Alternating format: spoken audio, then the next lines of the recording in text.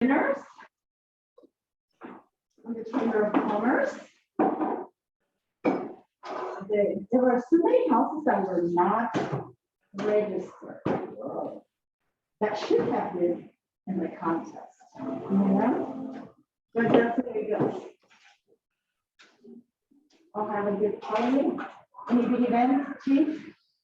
Nothing other than You know, I was surprised there were very many nice houses, but then there were others that were totally. as far as the one trick or treat. Yeah, eventually. Well, you know, Yeah, but I'm fine right now. I'm so cool. Okay. So. We'll call the order. As you see, I have tons of water here and breakers, so we'll probably take a break. Phone's off, mine's off. So we'll just go ahead and greetings, Yvonne. Good afternoon. Yes, and we'll have a roll call. Marta, Joe Paula, David Kelly, Ferguson, Susie, and Assistant Manager Kevin Thompson. We're all in attendance. Okay. All right, any public comments on any matters not on this agenda? Anybody online? I don't see any hands raised right now. Okay, thank you. And nobody here, so we'll move on to approval of the minutes of October 4th. Yeah, Madam Chair, I'll move to approval of minutes. Thank you. So I'll second. they're approved. Paula and Kelly. Kelly. Mhm. Thank you. So at this point, moving on to David. Okay, thank you, Madam Mayor. And I want to just take a moment to introduce our team that's with us today. It's Bill Paul, Mike Kavanaugh, and Brian Whitworth. And just a little background on how we got here today. At your previous meeting in October, on October 4th, there was a presentation provided, an overview on a proposed issuance of pension obligation bonds. And at that time, the Finance Committee indicated that really it was a fairly involved presentation, and there's a lot of components to this proposal to issue pension obligation bonds. The direction was to work with the Finance, Admin, and Police Subcommittee members, Mayor Cruz, as well as Councilmember Paula, on scheduling a sit-down discussion so we could kind of walk through this in more detail. Since our last meeting, what we thought we would do kind of take a step back and have this be an opportunity really just to review generally pension obligation bonds, kind of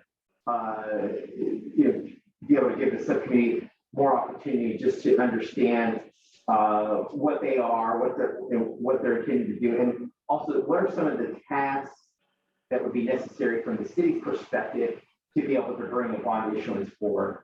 Namely, that also includes doing a pension override tax actuarial study by Bartel Associates, and that's a firm that the city has worked with for some time in doing some of our auditing work for our existing bond issuance, and including our redevelopment successor agency, and they're well qualified to do this type of work. And it's actually a recommended practice to do those the tax actuarial study for our ad valorem tax, to make sure that we're utilizing the funds appropriately and in a manner that was approved by the voters. So again, really what we're here today to do is just to continue the discussion and if the subcommittee supports moving forward with contracting with Bartel and Associates. I think it's it's a positive or beneficial effort that we would recommend, even if we weren't moving to pension obligation bonds. We think it's a good practice.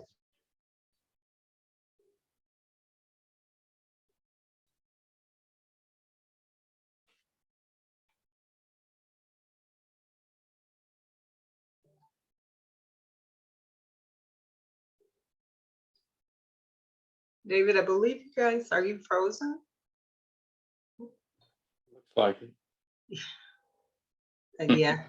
David, I believe the video in the conference room is frozen.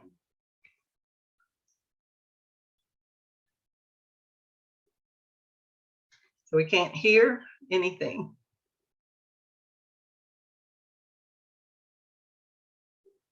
Let's see.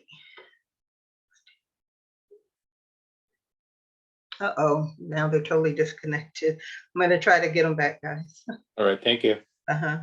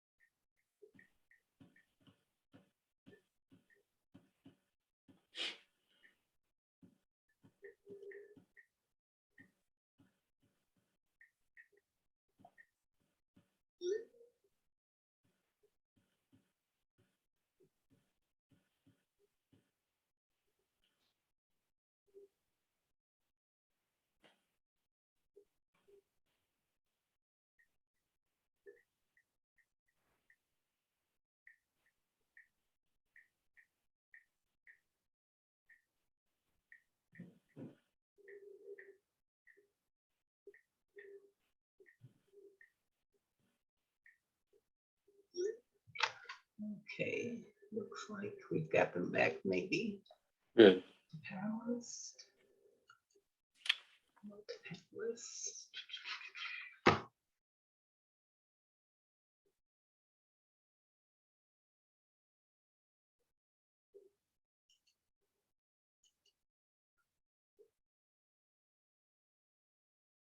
Oh, I see him now. Yeah, you guys are on mute though. There we go. Can you hear us, Yvonne? Okay, yes, we can. All Yeah, right. I can hear. Bill, did you catch my introduction before we lost I did. you? Thank you very much, David. That was a good job. Can you hear us? Can you hear me? Yes, thank you. You can hear me. Okay. Yes.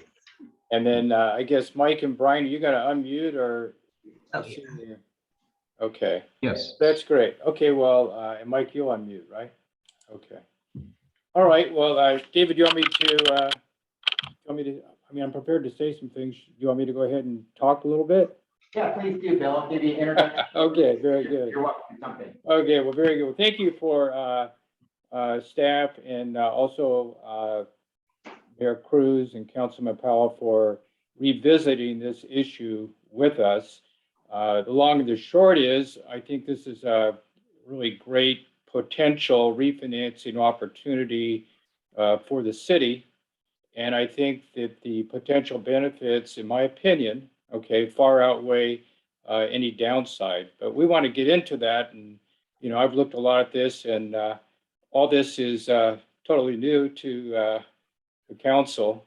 And we understand that. I apologize if we threw too much at you too quick. We're in the financing business, so we tend to be detailed and we're always nervous. We're not going to tell the client everything we need to say, because we have a responsibility for full and accurate disclosure. So sometimes in trying to meet that responsibility, we overwhelm people with too much information. So anyway, that was our thought. And so we thought we would just kind of step back and kind of do a little study session with no pressure on the committee as to when you might, you know, recommend to the city council they move forward on this. I mean, no pressure at all. our desire is to properly educate the committee, respond to questions, and just slow down. So that's kind of where we're coming from, and give the committee a chance to process what we're suggesting and proposing. So Mike and I went back to the drawing boards and we shortened up the PowerPoint presentation to about 9 slides. And, you know, David and the council members present, you can direct me, but I thought maybe what we do, and I asked Mike if he could slowly go through each slide and then just open up if there's any questions. Some of them may be clear, some of them may need a little more explanation. Or if the members, Mayor Cruz and Councilman Paul, you already reviewed the slides. If you're happy with the slides, there's some that you wanted us to go into more detail, we can do that. But just to defer to you, I thought we would just start off with slide 1 and let Mike go through it, and then and just pause and give the committee a chance to ask any questions. Again, we're viewing this more kind of like a study session, so you know it's all pretty informal in a way. So does that sound like a good approach, or not so much? Bill, please proceed accordingly. Thank you. Okay, great. All right. Okay, well then, why don't we go to the PowerPoint presentation? And on the phone, we have Mike Cavanaugh. Mike was the lead underwriter in the successor agency 2020 refunding bonds we did. I've worked with Mike many years and have the highest regard for his ability, ethical, great, you know, does a great job. And also Brian Whitworth is really the firm's specialist in pension bonds. They all, you know, Mike works on these too, but Brian is like the in-house guru and works all over the country doing these types of financing. So I'm thrilled that Brian could join us and add his expertise. So at this point, I'm going to shut up, Mike, and just let you take it away, and then we can give the members, you know, a chance to maybe comment on each slide as you go through them, and we'll just work our way through. And then after we finish, then respond to any further questions. Great, thanks, Bill.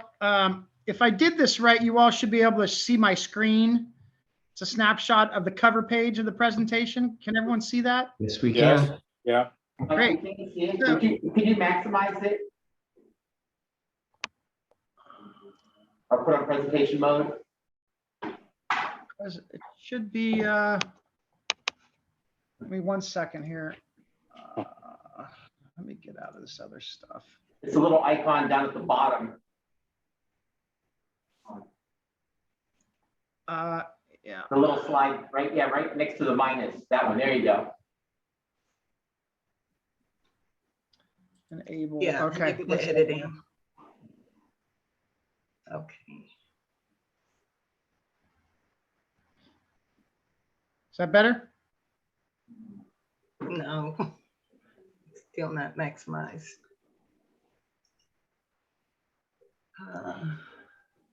There you go. Well, it's a little better. Yeah. Okay, view, sorry, bear with me 1 second here. Slide master, no, I don't want that. View. Fit window. Normal. How? F5. Yeah, let's go Okay. ahead. Okay, sorry. Just so so on the phone, you can't. I don't think you can hear him. Dave Fama's on the phone. He's bond counsel. This shows just the cast of characters. Hilltop Securities is an underwriting firm. Bill Fowle is a municipal advisor. Dave Fama is legal counsel, and we would be part of what we call your financing team. Brian and Ryan are part of are on the line as well. They're part of Hilltop. So going into this first slide. Just want to make sure, does everyone understand what the unfunded liability is and how it's derived? This kind of goes into some details. The last actual actuarial report. Mike, if you can go to the next slide. The next slide. Oh, sorry. There we go. Thank you. Okay. It's on one of these anyway. The unfunded liability, as of your last actuarial report, showed $11 million. Is everyone familiar with how that's derived? Mike, You go. why don't you go ahead and take the opportunity just to give us a brief summary overview? Okay. Brian's are most equipped to do this. So Brian, how would you explain that for the benefit of everyone? Okay, so CalPERS, there's the easiest part is that CalPERS takes the market value of assets and then they compare it to your total liabilities. The total liabilities are all forecast future cash flows for active employees and retirees that have already been earned. And then they discount it back at their actuarial discount rate, which is currently 7%, but almost certain to change quite soon. The difference between those two, the total liability and the market value of assets, gives you the unfunded liabilities. Okay, back to you, Mike. Question, just a quick question on that. You said it may change from 7%. You expect it to change quite soon. Up or down? Down. So a range of numbers have been mentioned. The lowest, the lower one, which we think is the more likely one, is 6.5%, and 6.8% has also been mentioned, and that is probably the highest reasonable expectation somebody would have. Thank you. Right. So we expect that the November meeting, well, yeah, the end of November, there's a CalPERS meeting, and we expect to get direction on which way they're going. Most everyone is assuming it's a 6.5 discount rate, and that changes what your UAL is or will be once that change is made. Also changing in that UAL is your investments, how CalPERS investment returns from last year. They had an incredible investment return last year of over 21%.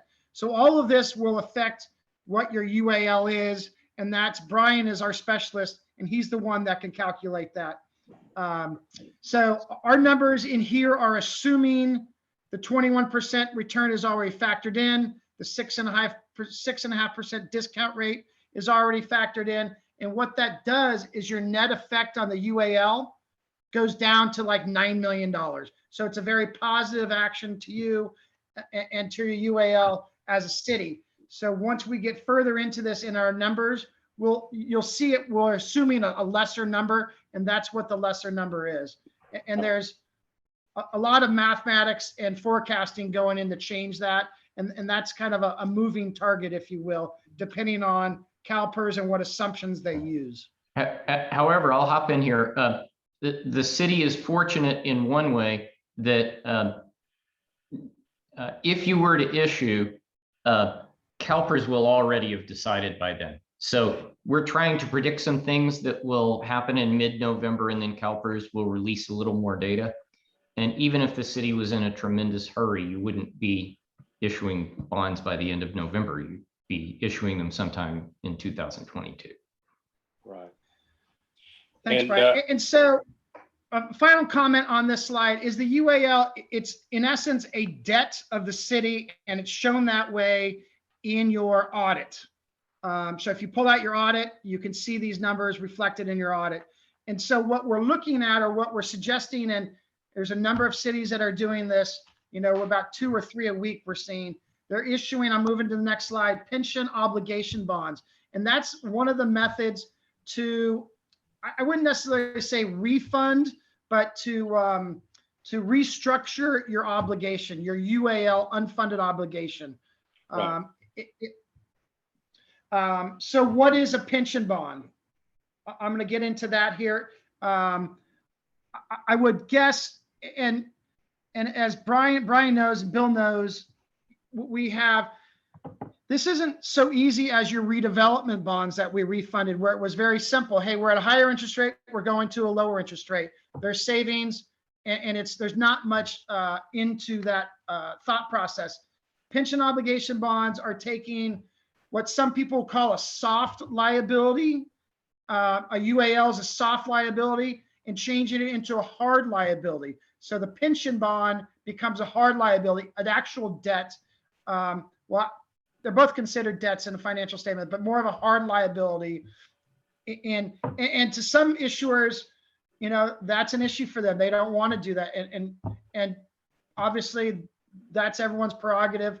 But once what we see is the numbers, you know, so you're taking the amortization at 6.5%, right, is what CalPERS is charging you.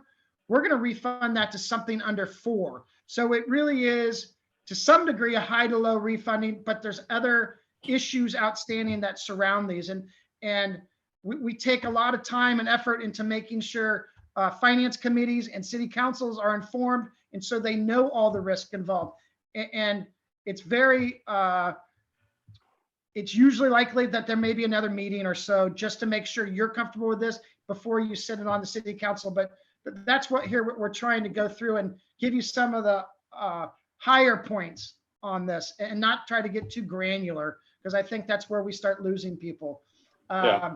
But on this slide, I can say, you know, there's, I think, over 50 issuers in the state of California that have done a pension bond or some sort of UAL restructuring this year alone. So it is obviously very popular right now. And the reason being is we're showing up to 20% present value savings.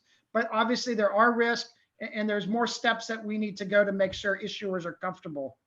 Right. One of the differences between this deal and your redevelopment deal was tax exempt, right? But pension obligation bonds are considered taxable. So now we look at the taxable municipal market, which is similar but different than the tax exempt. So what we see, interest rates are basically 100 basis points higher than the tax exempt. And all of that is taken into consideration once we show you some of the cash flows and savings ideas here later in this presentation. Yeah. But I want to make sure everyone's understanding where we are so far and what the idea of a pension obligation bond is. Yeah, that's good, Mike. Yeah, open it up. Yeah, Mike, and Bill, just a couple of things here just to touch on real quickly. I just want to make sure that we understand that we pay interest on our UAL. And Susie, how is that interest paid? Interest is paid annually. And that's part of our pension payment directly to PERS. That's correct. Right. So under a proposed refinancing of pension obligation bonds, instead of paying PERS annually, we would pay bondholders. Is that correct? Yes. Okay. And where the savings is generated is, rather than again, you're assuming 6.5% because you're forecasting that the PERS board is going to reduce the discount rate from 7 to 6.5. And that if we were to issue pension obligation bonds to pay off our UAL, it's going to be at a lower rate than the 6.5 and probably lower than 4%, thereabouts. Yes. Okay. I have a question. Who will be the bondholders? We would sell them as a publicly offered, just as you did your redevelopment bonds. Hilltop would hold a order period and sell them to any and every investor we can find. We've done a pension bond where we sold to over 40 different investors. Your deal will be considerably smaller in size, more like 10 million, as opposed to that deal, which is 250 million. So I'm guessing up to 10 investors would probably buy your bonds. And Mike, talk a little bit about that. What the process of how you sell the bonds? Yeah, so just like, and this is getting way in front. So to get to that point, we would have to do a validation. Every pension obligation bond has to be judicially validated, which is a process that takes 3 to 4 months, depending on the county you're in. And at that point, we would get an offering memorandum, or we call it a preliminary official statement, that basically has material facts in it. And we would then pre-market or market that. We'd get a public rating we're estimating your rating would probably be AA minus, which is a very strong rating. And at that point, when we have a preliminary official statement after the validation process, we would take that and use that to market to the universe of what we would presume are pension obligation buyers, people that have bought them in the past or people that have expressed an interest in buying those. And we would hold what we call an order period, or an order period for 2 to 3 hours on a morning, and solicit bids. We have a sales force of 100 people, and they're all calling investors and trying to solicit buyers to buy what will be your pension obligation bonds. Both institutional and retail, right? Yeah, we don't find much interest in retail right now, but yeah, we do have retail sales, and they would be engaged. And Mike, share with us how the actual interest rate is determined. Yeah, so as we envision this is happening, maybe you have we'll call it a 20-year amortization. So what we would look to do, and right today, or we're in the market tomorrow with a pension obligation bond for the city of National City, just like we were last week with the city of Oroville. And those are structured basically with 10 years of serial bonds. So years, you'll have a maturity in 2023 through 2035 or 2036. Each year will represent a different interest rate. And it's really tied to, it really prices directly off of US Treasury rates. So as US Treasury rates move, so would your borrowing rates. If you're trying to figure out if savings are going to go up or down, I suggest looking at a 10-year US Treasury. I think it was a 157 the last I looked. So assuming that goes up, you're going to have less savings. If that goes down, you'll have more savings. But we price bonds, or every underwriter will price bonds directly off of a credit spread to the US Treasuries. So we'll have probably 10 years of serials. So years 2023 through 2036 will all have individual interest rates. And then we're likely to do what we call a term bond, which terms up, 37 to 41 will be one bond sold to cover all of those years, to basically make an amortization that fits for what the issuer wants. Generally, what an issuer wants is a level payment schedule, because that way they can budget. It's much easier to budget on a level payment than what CalPERS has right now, which looks like a mountain range, right? Peaks and valleys, back and forth. So each maturity would have a different interest rate. And when we say your combined rate or your 4% rate on this slide, that's an average or all-in interest cost. But you'll have 15 to 17 different interest rates, and they'll all be, when they're combined, it'll be under 4% all-in cost. Yeah. Mike, this is Bill. There's been a real strong demand for taxable muni bonds, as I understand it. Would you concur with that? Yeah, so the federal government did away with tax-exempt advance refundings. And not to get into too much detail, the last couple of years, we have found where the taxable market, like these pension obligation bonds would be, where I would say they represent maybe 10% of the market 5 years ago. They're probably 30% of the market today. And that's mostly because the federal government has done away with a large amount of tax-exempt bonds, so they issue taxable bonds instead. And Mike and Bill, we have a question from Councilmember Paula. Yeah, so real quick, Cloverdale is one of the few cities that has an Annularian tax for paying for our pension system. How would that work based on the interest from CalPERS versus with a bond? Would the Annularian tax funds be able to pay down the bond debt? Is my question, I guess. Yeah, and that's I guess the simple answer that Councilmember Paula is yes, that's exactly what we would seek to do. We would still collect the ad valorem tax. Now, the ad valorem tax, presumably, if we generate savings, it's going to lower the amount we need to collect from the taxpayers. So it's kind of beneficial. The way I perceive this is it's not gonna like free up general fund revenue per se, but it's gonna relieve some pressure on the ad valorem tax rate that the council is able to set every year. You still have to do that process, but in theory, because we should be saving interest, the amount we need to collect from the taxpayers is going to be incrementally less. So I guess, Mike, Bill, that's an opportunity for you to weigh in on my response to Councilmember Paula. Yes, Go ahead. I'm sorry, Bill.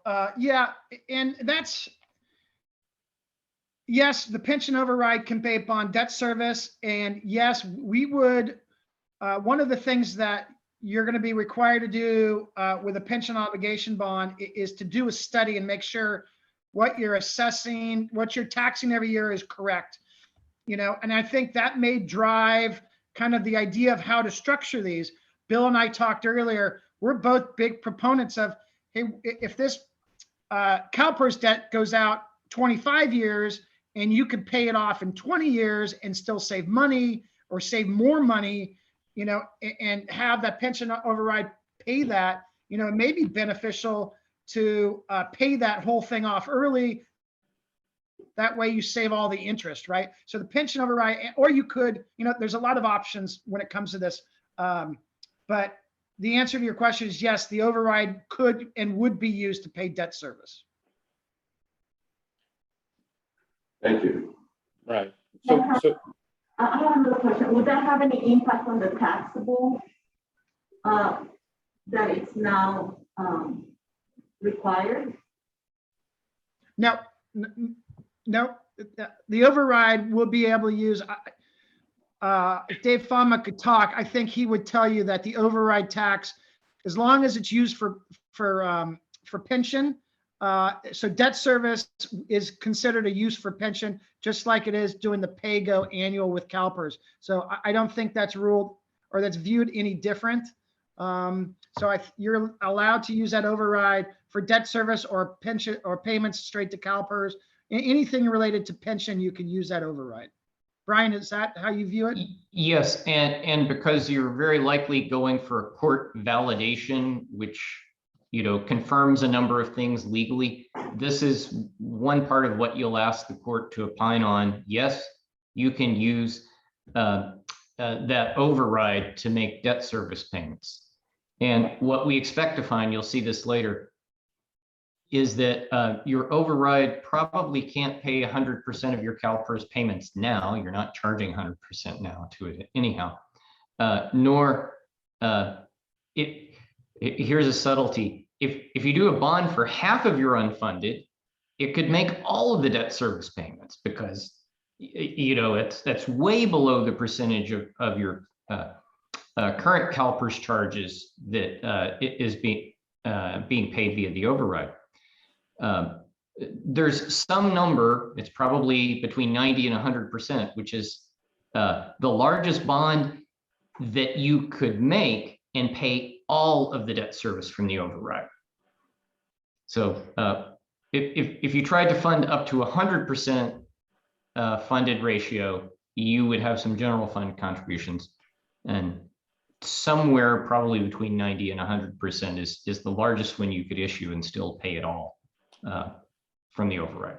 Right. Brian, but this is Bill. So in other words, that's why you get a pension actuarial study, right? To sort that out, right? Yep. Yep. Okay. Yeah. And this is Bill. I just want to chip in. Yeah. So Mike and I talked about this earlier today, and we both are enamored, you know, like the idea potentially of accelerating the payoff of the debt because you save so much interest. You know, that's a decision not to be made, but it'd be akin to refinancing the mortgage on your house and saving, you know, say $300-400 a month, and then using those savings to pay down additional principal. So you end up paying off your mortgage sooner. So that's kind of the general concept, but we don't need to make that decision now, but I like that idea of accelerating the payoff. And as you shorten the maturity, then you also close that window where potentially, and I don't think this would ever happen, where the discount rate, the CalPERS charges would get, kind of close to the rate you're paying on the bonds. So the sooner you pay off the debt, you close that, you narrow that window where that could happen. But again, I think that's remote. But but we can talk about this down the road. Yeah, I think this all ties into this next slide. I'm going to go to the next slide, which is, what is the common goal for a pension obligation bond? Why do issuers want to do this, right? And we get a lot, and this number, the number one really pertains to a lot of cities that don't have the override, right? Where that money, those pension payments, CalPERS payments are coming out of the general fund. And so it's really budgetary pressures. As I mentioned before, is a CalPERS repayment schedule. We can show it in a couple slides. It really is kind of up and down, and it's hard, or we find issuers have difficulty budgeting for that. So one of the common goals is to make budgeting easier, is to get rid of the payment spikes in CalPERS. That's not maybe as much of a concern with you because you have the override, but it should maybe considered, that's it's all your decision. The change in the payment pattern, again, it's really smoothing payments, getting rid of those peaks. 3 is the one that the issuers I talk to most likely have the issue with. You can save 20% present value payment, right? If you have $10 million of payments over the next 15 years, you're likely only to have 8 million after you do a pension bond under the current conditions. And for a lot of people, and maybe doesn't apply to you because it's not out of your general fund, it's an override. But again, that's for you to decide. But the 20% present value savings or 20% savings is a big issue with most of our clients. When we're looking at refundings, we're looking at 5% savings to show clients. And these pension bonds are showing 20%. So it's really, that number 3 is really the highlight, at least for me and issuers. Looking to save money, right? That's the big deal, is to save money. Number 4 on this list, and we talked about it earlier, shortening the maturity. If you have a 20-year maturity and you can shorten it to 15 years, you save 4 years or 5 years of interest, plus you're at a lower interest rate. So it's a double whammy, and we can show you here later where we've done some refunding structures about how the savings substantially goes up with a shorter payoff period. Another reason a lot of issuers, this may be getting ahead of ourselves again, is some issuers want to pay off 100% and they want to be 100% funded. If you did that a year ago and with the interest earnings that CalPERS had, you'd be funded now at more than 100% because they had such a huge investment return.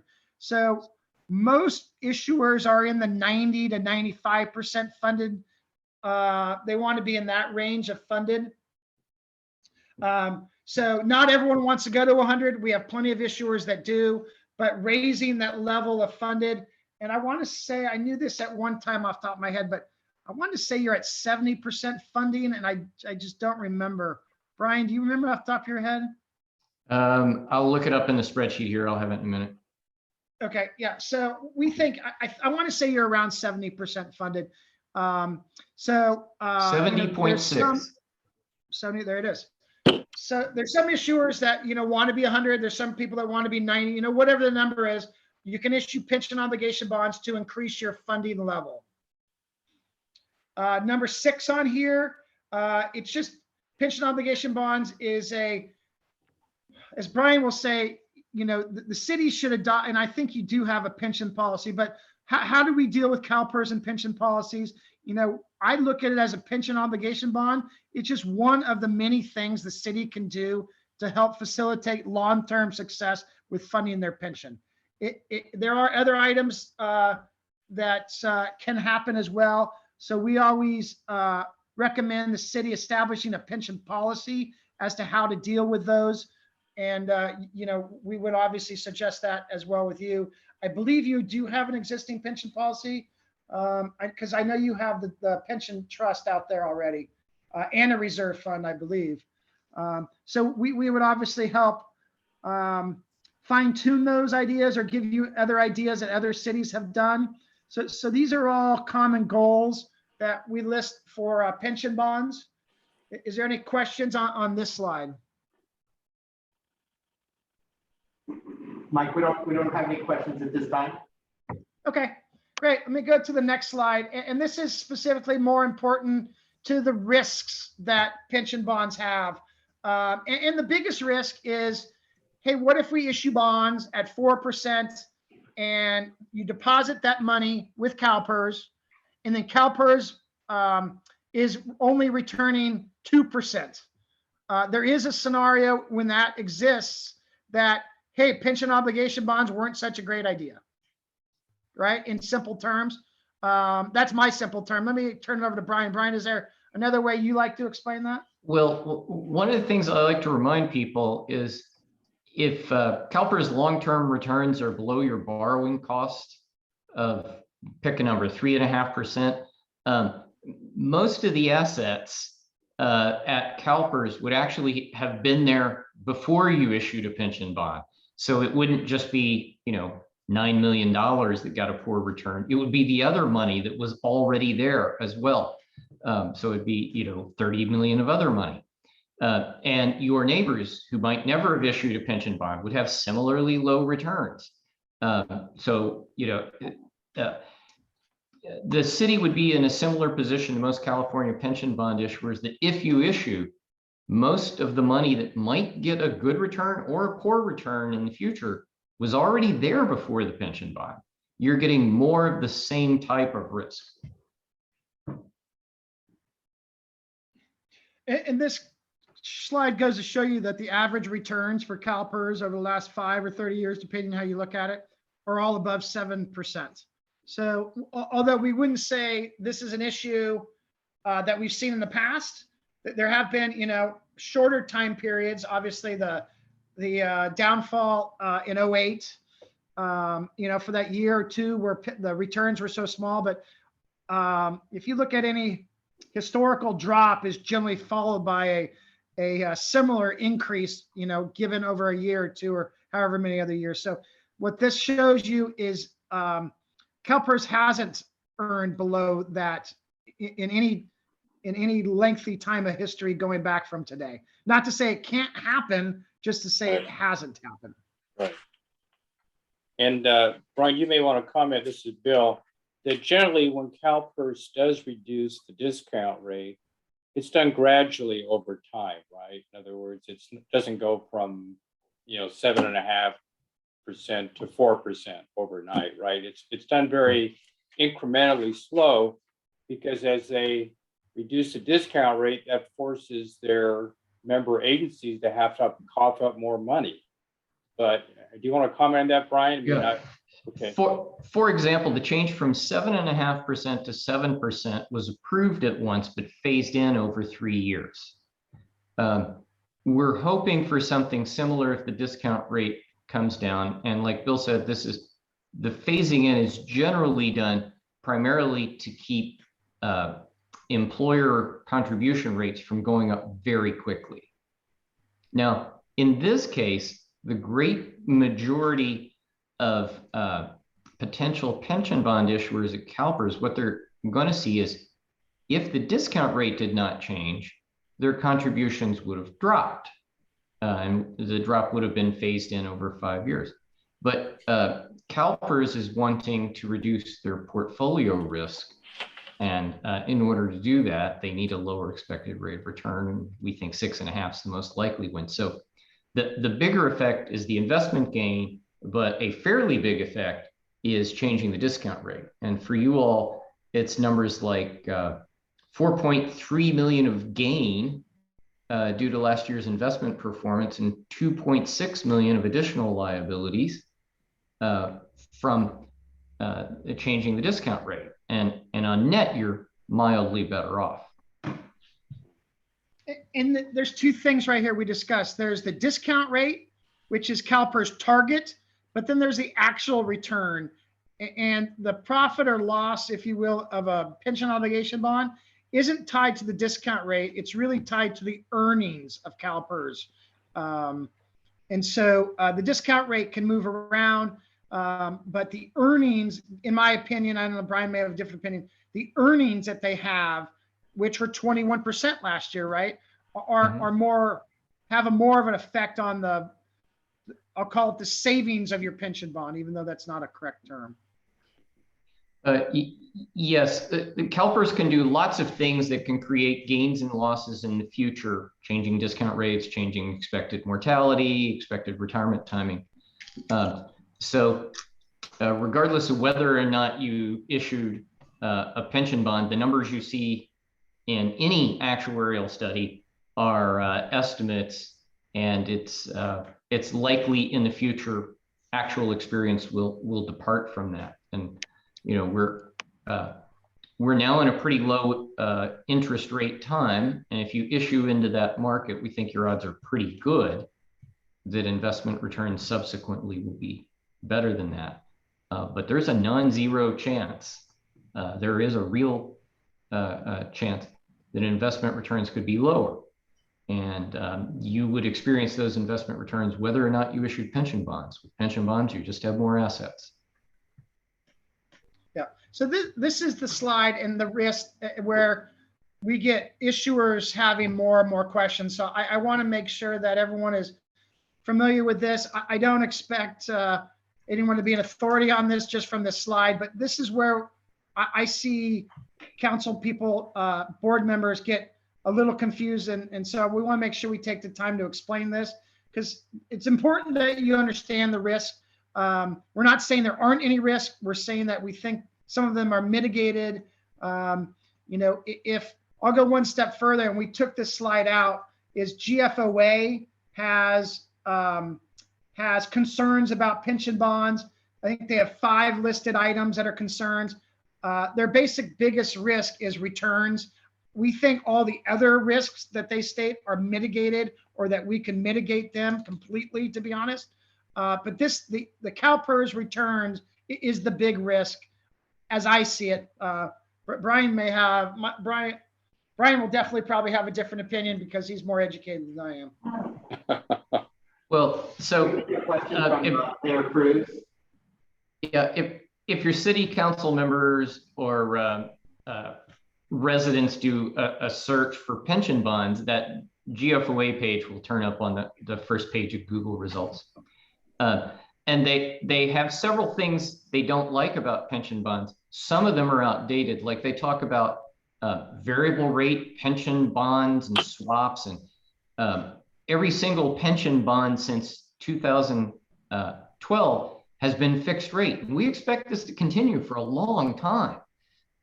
They also talk about the possibility that you use up debt limit capacity, but validated pension bonds in California are excluded from the debt limit. So another thing which can happen, but doesn't happen much, especially among our clients, is people who do things like just borrow interest only for a long time and shove all the principal payments far out. We don't recommend that. And with the current borrowing rates, there's little or no reason to do that. Kind of the other side of this coin is when you talk to S&P or other rating agencies, what you find is a well-conceived pension bond is neutral to positive. You know, there are twice as many upgrades as there are downgrades for pension bond issuers. It's partly the savings. In California, it's partly getting rid of peaks and dips in your payments. And people very often will adopt new policies, do longer term forecasting, you know, generally have better management after their pension bond than say a year before. And all of those are all good for ratings. So go ahead, Mike. Brian, Mike, Thanks, Brian. we have a question on the floor from Mayor Cruz. Yes, you mentioned that you will mitigate. So in terms of mitigation, what is your remedy? If we were to, if the bond rate would be, you know, your suggestion would be less than CalPERS. That's the one we cannot mitigate. We cannot control what CalPERS earns. They have a list of 4, as Brian mentioned: variable rate debt. We don't issue variable rate debt. Non-callable bonds is another concern of GFA. We issue callable bonds, just like tax exempt. So they have a list of, I want to say 5. 4 of them we could mitigate those concerns. The one we can't is their investment return. We cannot control that. And so we can't tell you that your borrowing rate at 4% is going to be lower than CalPERS returns for the future. We just can't, no one can say that. Mike, That's the one we cannot control. Can you touch on, let's just play that scenario out. Let's say we do a pension obligation bond issuance at just 4%, let's say. The market next year is terrible, and PERS gets a rate of return of 3%. Explain what that means in terms of the impact to the city who just issued bonds at 4%. Yeah, and we can and would provide a bunch of these stress tests for you. But if you think of it this way, and I don't have the numbers in front of me, but so you've borrowed money at 4%. You've put that into an account that's earned 3%. So right now you're paying 4% on your debt, but you're only earning 3% return. So you're negative 1%, that's your loss on that money that you put in. Yeah, and that amount, that would be your loss versus your borrowing cost. However, even the other assets that were already there, let's assume it was 6.5% expected rate of return, and you got 3, there's a 3.5% loss on everything, the assets that were already there and the pension bond proceeds. And that is recovered slowly over time, over a period of 20 years. And it's phased in, ramped up at the beginning. Right. So the stress test that I remember seeing, and we could do these again for you, is essentially the CalPERS would have to lose 20% returns next year. So they lose 20% returns and are essentially flat or earning their discount rate thereafter. That will make your POB non-successful per se. So there are occasions where there's never been an occasion that's actually happened. So we won't say it can't happen, it just hasn't happened.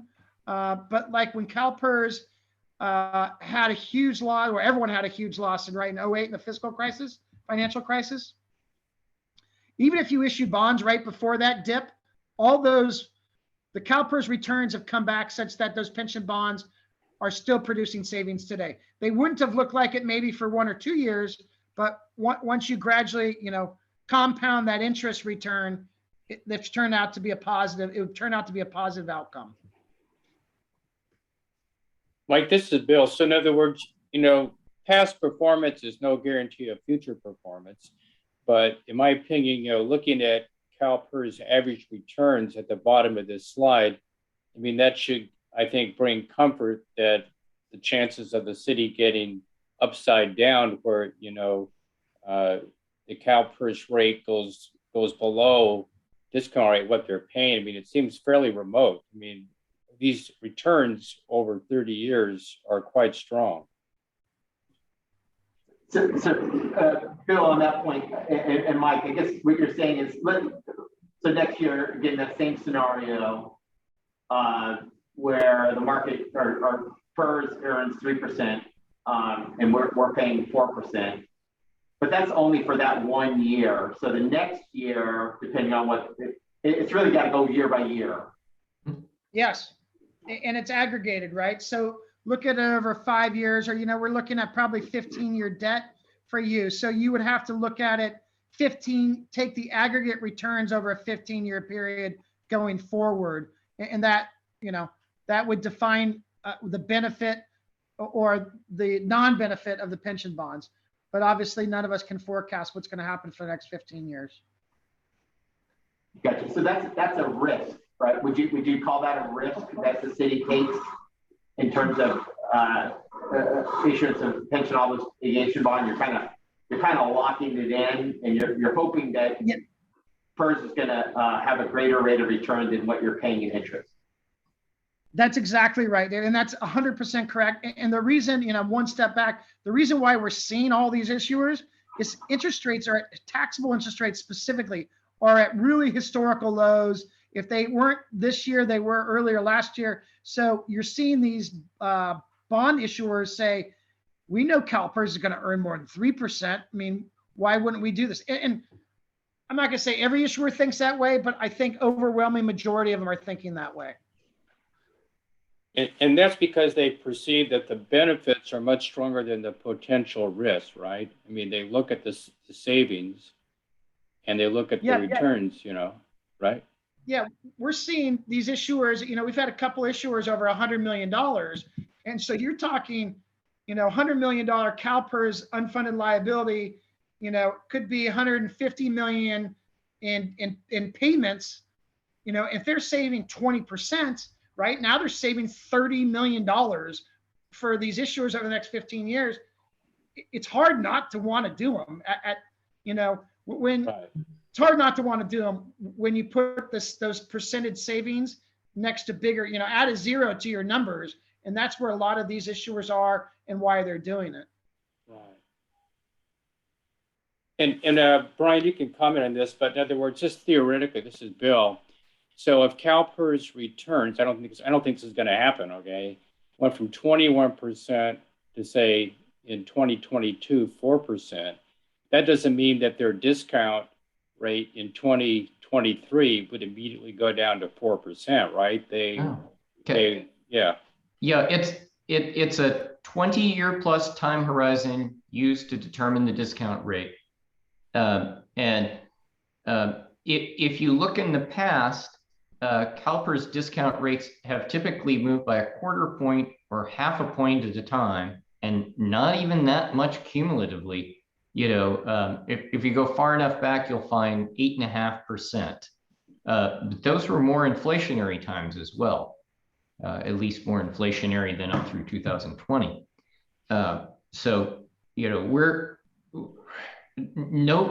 Nobody has mentioned like numbers below 6% as a long-term CalPERS hope or expectation for discount rates. Right. Ideally, if the federal government's going to keep interest rates really low, I could see a scenario where that discount rate keeps on coming down. But the discount rate really, and Brian, is really set. It's a target for CalPERS to meet, right? And so most recently, no returns are 7.5% or 8%. That's why it's been coming down.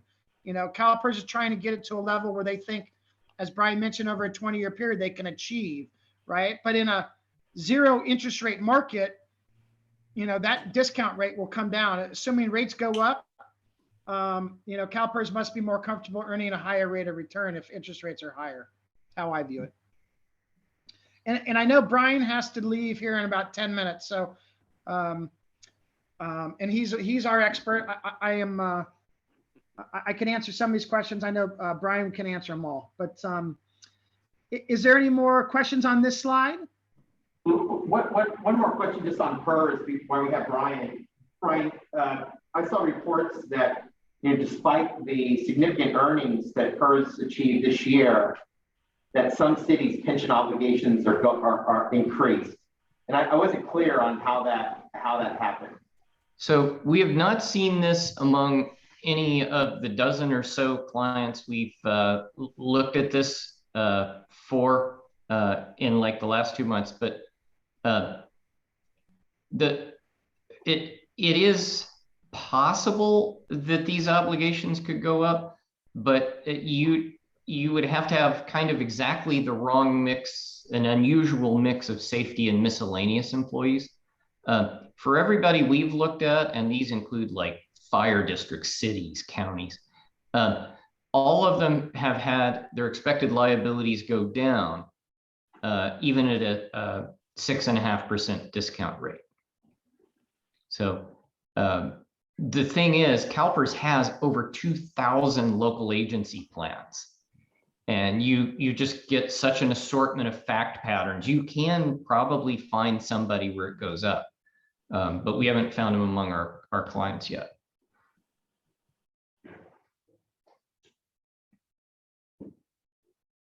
Go ahead and proceed to the next slide. Yeah, I'll go to the next slide, slide 5. And we've talked about this a little bit, is we've assumed CalPERS 21% return. So the 11.7 UAL is going to be reduced significantly. And then on the flip side, if the discount rate goes down, that UAL amount will go up. And if you think about it, they have to increase the unfunded amount with a lower interest rate than a higher interest rate. Just like if they went a higher interest rate, the UAL amount would decrease. So it's an inverse relationship to the discount rate. And these are factored in, and we brought these to your attention just so you know that, as Brian mentioned, these are numbers that we'll know more about in November, but they do add into my cash flows here, or the restructuring ideas in the next couple of slides. So I just want to make sure you're aware why the 11.7 UAL is reduced to 9 million and change here, as I show on the next page. And Mike, on that point, you mentioned, that PERS may reduce the rate from 7 to 6.8, just being kind of conservative in their approach. In that case, the UAL would be probably in the 7 range. Is that fair to say? Yeah, 8 million-ish, somewhere in that range. Yeah. Okay. Yeah, exactly. And Brian, I mean, we could have those numbers. Well, Brian could have those numbers for you, but he's going to have to jump off here in a couple of minutes. Yeah. And that's something what you think we're going to know later this month? Well, yeah. Discount rate? Yeah, Brian follows obviously CalPERS very closely. They have to set their agenda a few weeks in advance of the meeting, and Brian goes through those agenda items and can kind of tell what direction they're leaning. So that's the insight we have that Brian brings to the table for you and for Hilltop. And everybody we've talked to at CalPERS says, yes, they expect the decisions to be made at the November meetings. So on November 16th, we should know the new assumptions. They've got mortality and other things going on too, but primarily, what's the new discount rate going to be? And as you can tell here, I mean, that's $1.5 million swing almost between a 650 and a 675. So it obviously makes a big change to your numbers, to everyone's numbers, not just yours. So any questions on that and how, obviously we don't know how these are going to go. We will in the next 30 days though. All right, well, assuming the 6.5% is done, we show the payoff amount. These numbers are old. So this payoff amount would have been as of August 1. Obviously that's in the rearview mirror. But you can tell the 11.7 would be 9.5 million with cost of issuance. Wait a second here. Payoff amount on 8/1/23.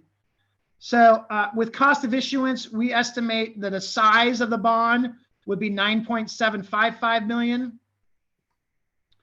And as you can see in the blue on the chart on the left is what we see your current pension amortization now. And it's actually not that bad. There's just a one peak here, about 25, but relatively good otherwise. But in this scenario right here, I want to show you is, hey, what if we refinanced and showed annual savings? So every year we have the same amount of savings. That savings amount would be about $160,000, or over the life of the year, over the life of this 20-year amortization, it's 2.9 million, which produces an overall savings of 101.6 million, which again is a 20% reduction in debt service, right? Substantial numbers, and a savings. I will say that this structure isn't normally done.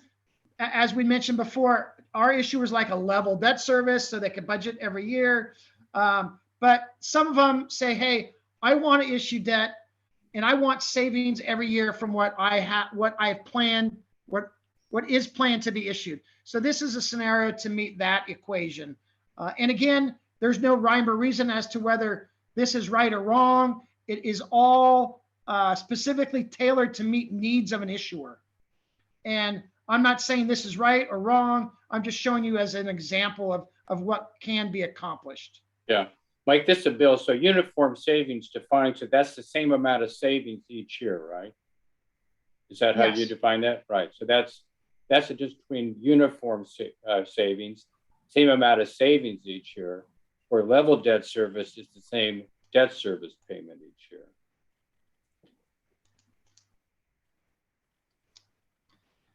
Any questions on this slide? No questions, Mike. Okay, so yeah, so similarly, this next slide, slide 7, this is a level, we see a lot of issuers liking this scenario where they just a level debt service. They know how to budget and it really knocks off all of the peaks up here, right? And in this scenario, way out here in years 37, 38, where the blue line is below the red line, that is negative savings. And some issuers say, hey, we don't want to show any negative savings.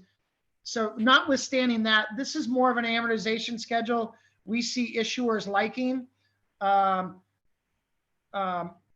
debt service savings is slightly less than the last scenario. So we're seeing 17% debt service reduction. But it's something we've found issuers liking to do for budgetary purposes. You know, maybe instead of doing a 37 maturity, we did a 36 maturity or something less to back it off so that we don't have that dis savings there at the end. So it's just another idea of how to structure something. This is what we call a 16-year level debt service scenario. And again, this is just to give you ideas of how we could structure the new debt, the red line, as opposed to what you're currently paying, the blue line. And we could do it any number of imagination. So I'll go into the next one, which is the last slide we have on this. But this was the one that Bill and I thought about is, hey, you're going to pay off debt in 2033 as opposed to 2040.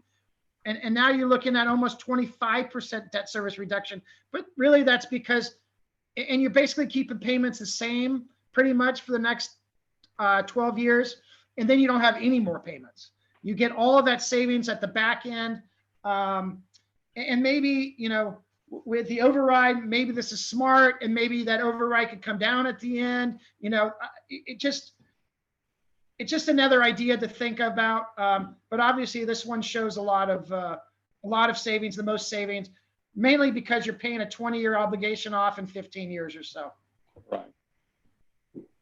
And Mike, this is a bill. So just for the benefit of the committee, our industry standard is that a refinancing, refunding should at least be considered whenever net present value savings are in the 3 to 5% range.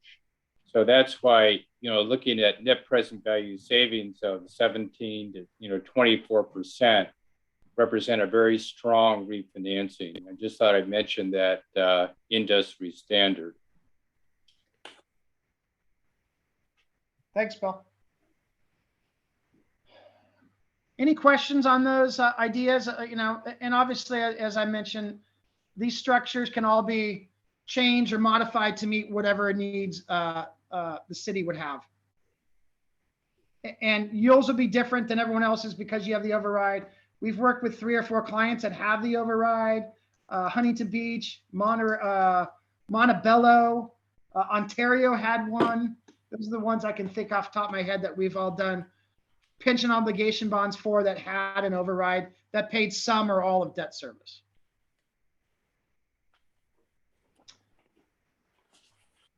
All right, then the last slide we have really talks about the pension override study. Again, there's advantages to doing it. You would need to have that done if you're issuing pension bonds. And there are advantages also to do it, even if you're not issuing pension obligation bonds.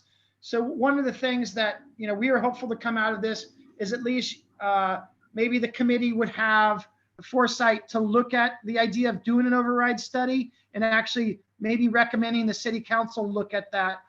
Even if you don't do pension bonds, there's reasons why you should look at doing it. And they're all laid out here. We're happy to answer any questions on the pension override study. I think it cost about 20 grand, I think, right, Bill? We looked. And probably take, 3 to 4 months. Well, I should say 3 to 4 weeks, depending on Bartel and his, how busy he is. But Bartel and Associates is the #1 go-to actuarial company in California. I think all of our clients use them. So that is not unusual for a request for Bartel. Right. And for our committee, when we retained management partners to prepare the financial forecast, one of the things they did when they were looking at the overall picture of our financial health is they looked at the ad valorem, and part of their recommendation was to perform an actuarial study. There's been some changes in the law. There's the after added benefits piece, which the ad valorem doesn't pay for, and there's kind of a risk that we should be paying more from the general fund, but there's also a risk that we may be paying more from the general fund than we should. Probably the risk is probably more likely, that we're overpaying, but we need to, and that's the purpose of the actual study, is to look very closely at it, make sure we're following the dictates of the measure as it was originally approved, looking closely at those after added benefits that have come since the initiative was originally approved by the voters, and just kind of, it's like you're doing an audit, just making sure that everything we do in terms of our pension obligation is accurate. And that was a recommendation that came out of the management partner study, and you're kind of seeing Mike and Bill suggesting we do it because it facilitates this purpose is what if the decision is to move forward, but if after doing that study you say no, we don't really feel comfortable, or for whatever the reason be, it's still of value to us to have that study and make sure we're doing everything accurately and correctly in terms of our applying that ad valorem to our pension obligation costs.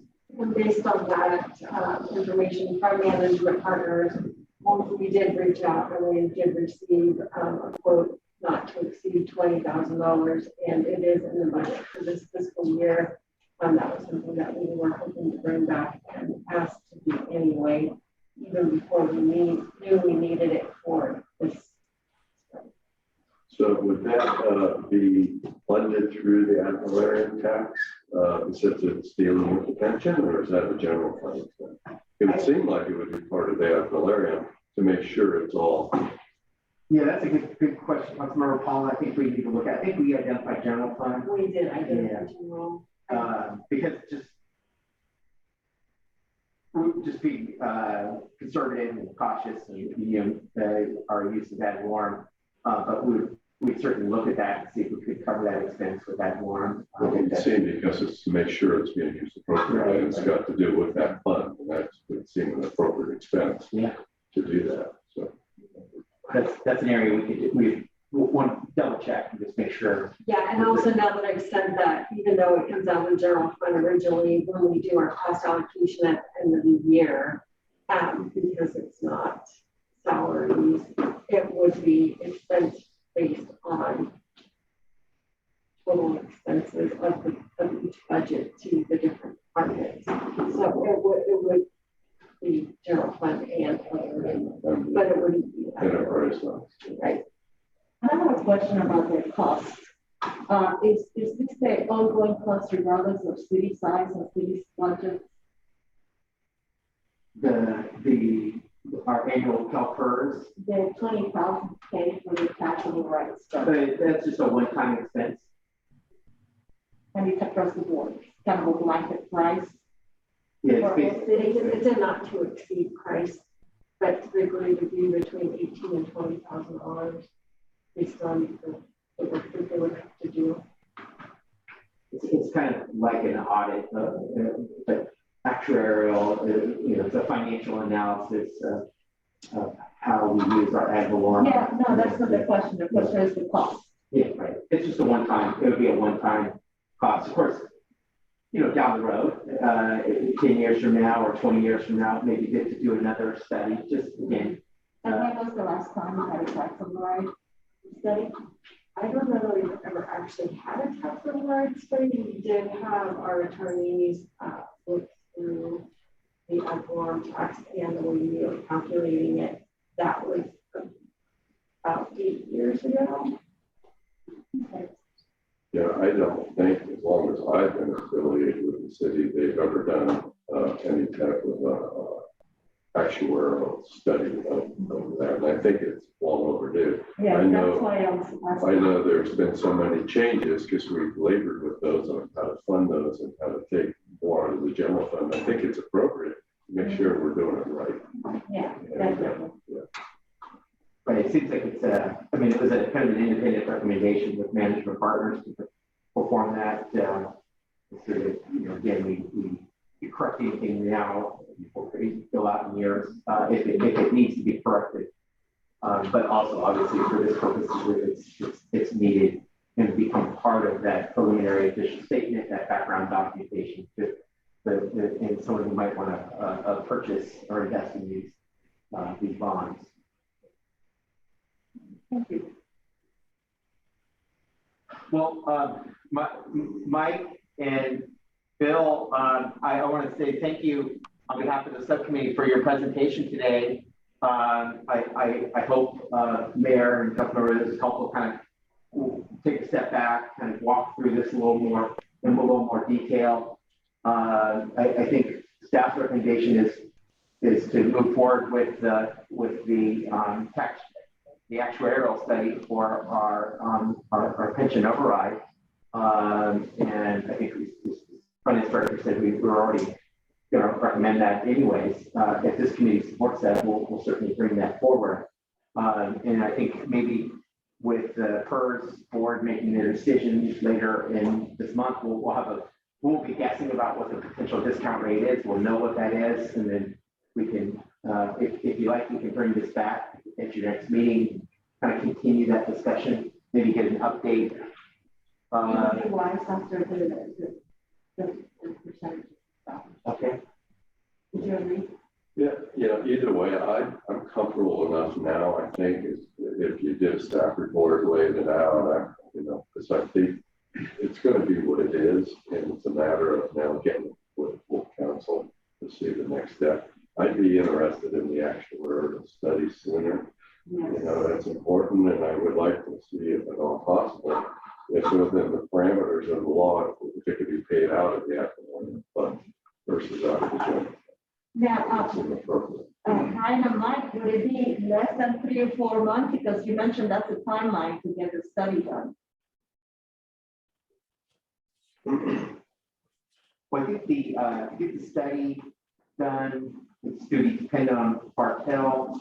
I think the other component to this effort is the valid court order validation, and that's to seek a court opinion on use of pension obligation bonds or use of the pension override for payment on the pension obligation bonds. And I think that's what you indicated, Bill, would probably take about 3 months to do that validation. Right. Analysis. Yeah, from the time the city council authorized the filing of the validation, actually about 3 months. And, this can be done different ways. Should the committee want to recommend that the council approve the actuarial study now, that's fine. That could be completed probably in 3 weeks because they've already done work for the city. So they're not starting from scratch. And so I think a lot of their data they already have on file from the city would expedite, their work.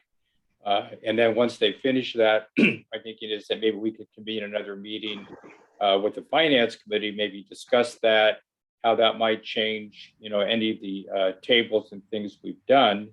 And then assuming that all still look positive, then we could go back to the city council, actually have them authorize the pension bonds, retain the financing team, authorize the filing of the validation action. But, we don't want to pressure the council on this. I mean, obviously we'd like to do it. I think the benefits far outweigh the risk, but, we want to go slow and give the committee time to process.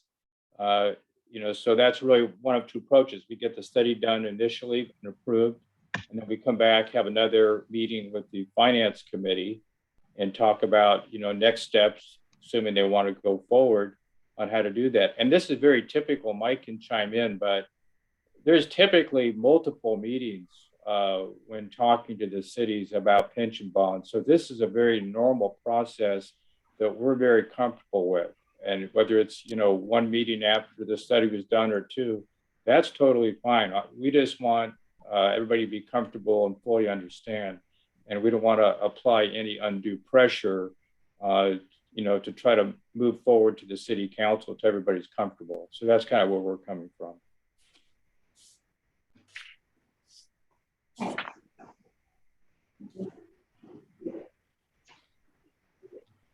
Well, Bill and Mike, thank you, and share with Brian. I think he left, but you're still on the screen, Brian. Thank you for your input. Yeah, we'll follow up with you. We'll be probably okay. All right. When are you still meeting the first Monday in December, or pencil that in? But we'd have to get the study back for them. But they might be able to complete that fairly quickly because you're already a client. So I don't know. Yeah, well, let's check. Okay, great. And see where they're All right. Timing. All right. We'll coordinate. That's great.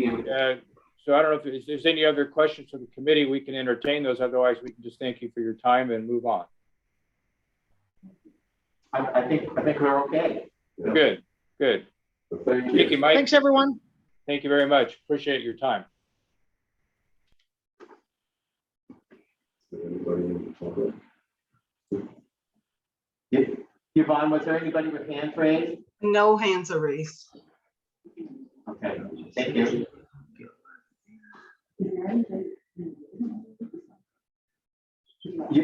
Yvonne, is there anybody in the audience? Just There, yeah, we have Chris Parker and Shannon Peterson. okay, the two staff members listening in. So, I don't know the best way to approach it, because I know you and I had the fortune that we got a lot of information, but the rest of the council is going to get like we did, overloaded, and it would seem to do maybe an informational report to the council so they can weigh in with some basic questions if they have them, and I'm not sure. Hasn't it been the practice that we get a presentation and then they do to the council and then we rehash it again? But we could tell them that it's back still with the finance, but we want to make them aware of what we're talking about, and we want to identify early questions or things they have so we could tackle them here. And before they go to a vote. Yeah, I think one mechanism we could do is since the agenda report in both the finance admin and police subcommittee packet last month and this month are pretty comprehensive. Could provide a copy, take those agenda reports and materials, package those up, and send it to council with a kind of an informational update, and let them know that this is going to be reviewed more than likely,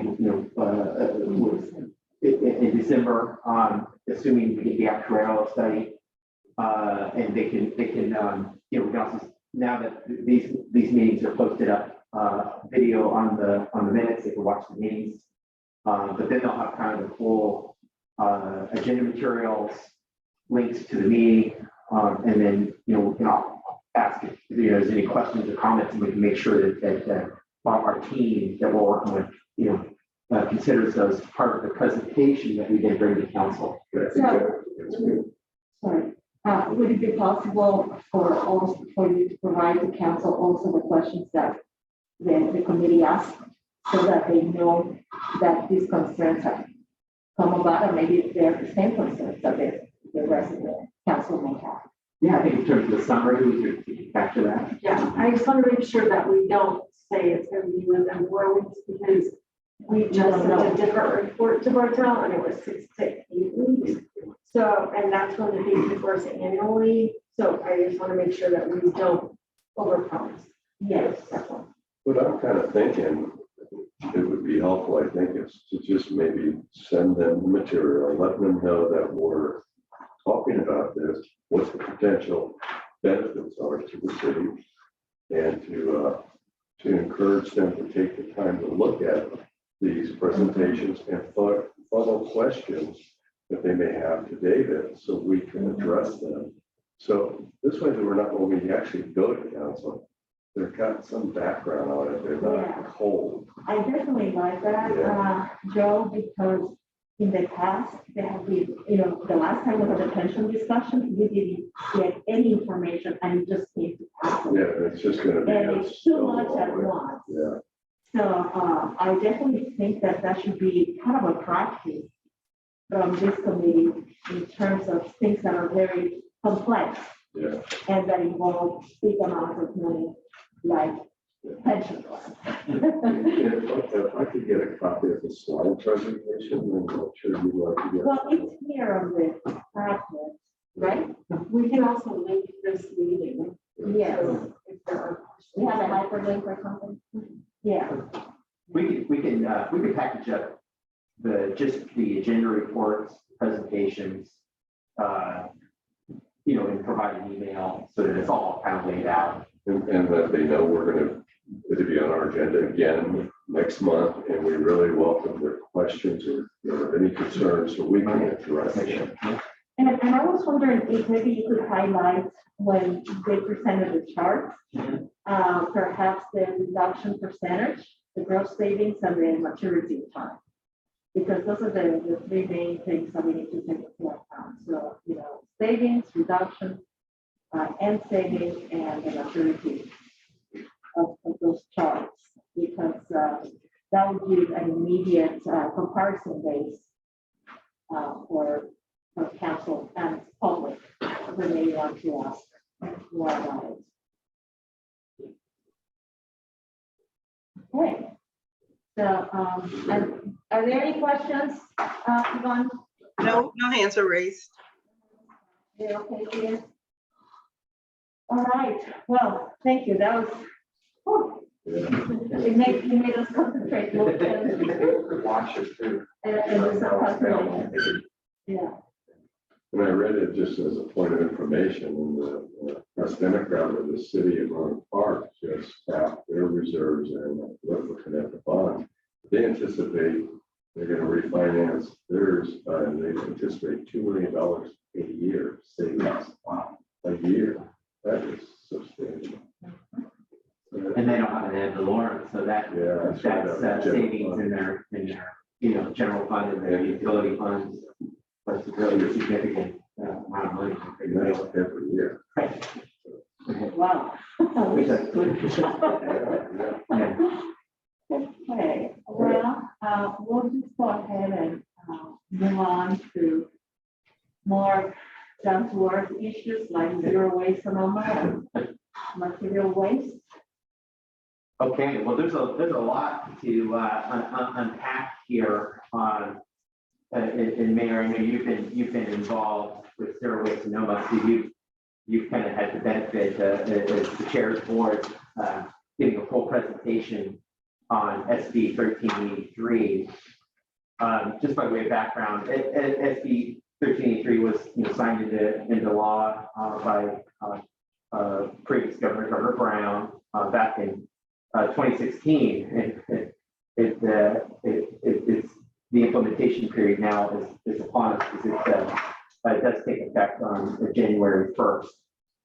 But since that time, there's been a lot of discussion about how to implement SB 1383 on a local basis, and our Zero Waste Board has been working diligently on development of really two things. One is a memorandum of understanding to assist with implementation, with their primary role being education and community outreach. But likewise, they've also developed a model ordinance. Really what this law does is require cities and municipalities to do a fairly comprehensive update of their municipal code to put in place these, effectuate these new regulations that pertain to solid waste. The ultimate goal of the legislation is to reduce greenhouse gases, specifically methane from food waste. And the approach with SB 1383 is, I think, an attempt at a comprehensive approach of how do you address and how do you reduce food waste from its origin, but also how do you address the end product that food waste generates, and that being kind of mulch and compost. So what SB 1383 did is establish pretty strong targets to reduce the amount of organics. If you want to think organic, you kind of your green waste can in landfills, and a big component of that is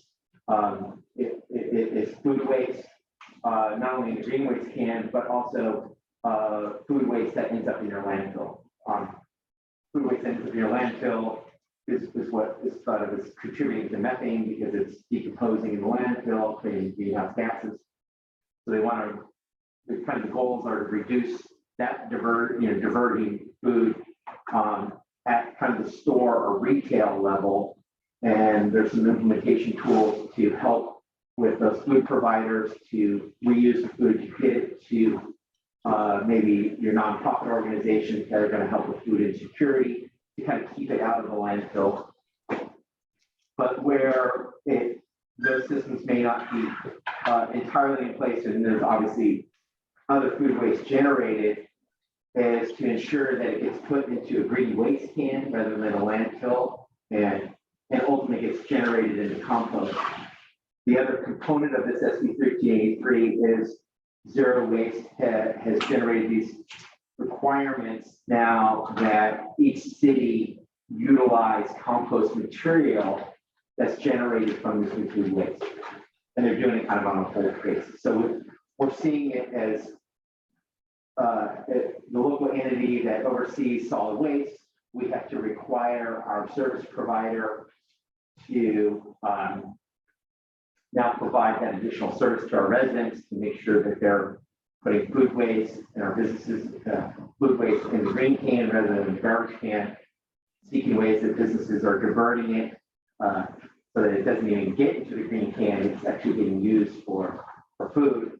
And then likewise, to create that end product and generate that market for compost materials so that we're kind of supporting the whole life cycle of compost materials. So that's kind of the big picture of what 1383 is intended. Coming with that is a host of regulatory requirements that require oversight and ensuring that businesses, residents, and even the city are in compliance. So then that means, doing those audits, checking businesses, ensuring that they're putting less food waste in the garbage can, more in the green can, and seeking ways in which they're, certifying that they're trying to utilize this food waste, or use it in a way so that it's not generating waste.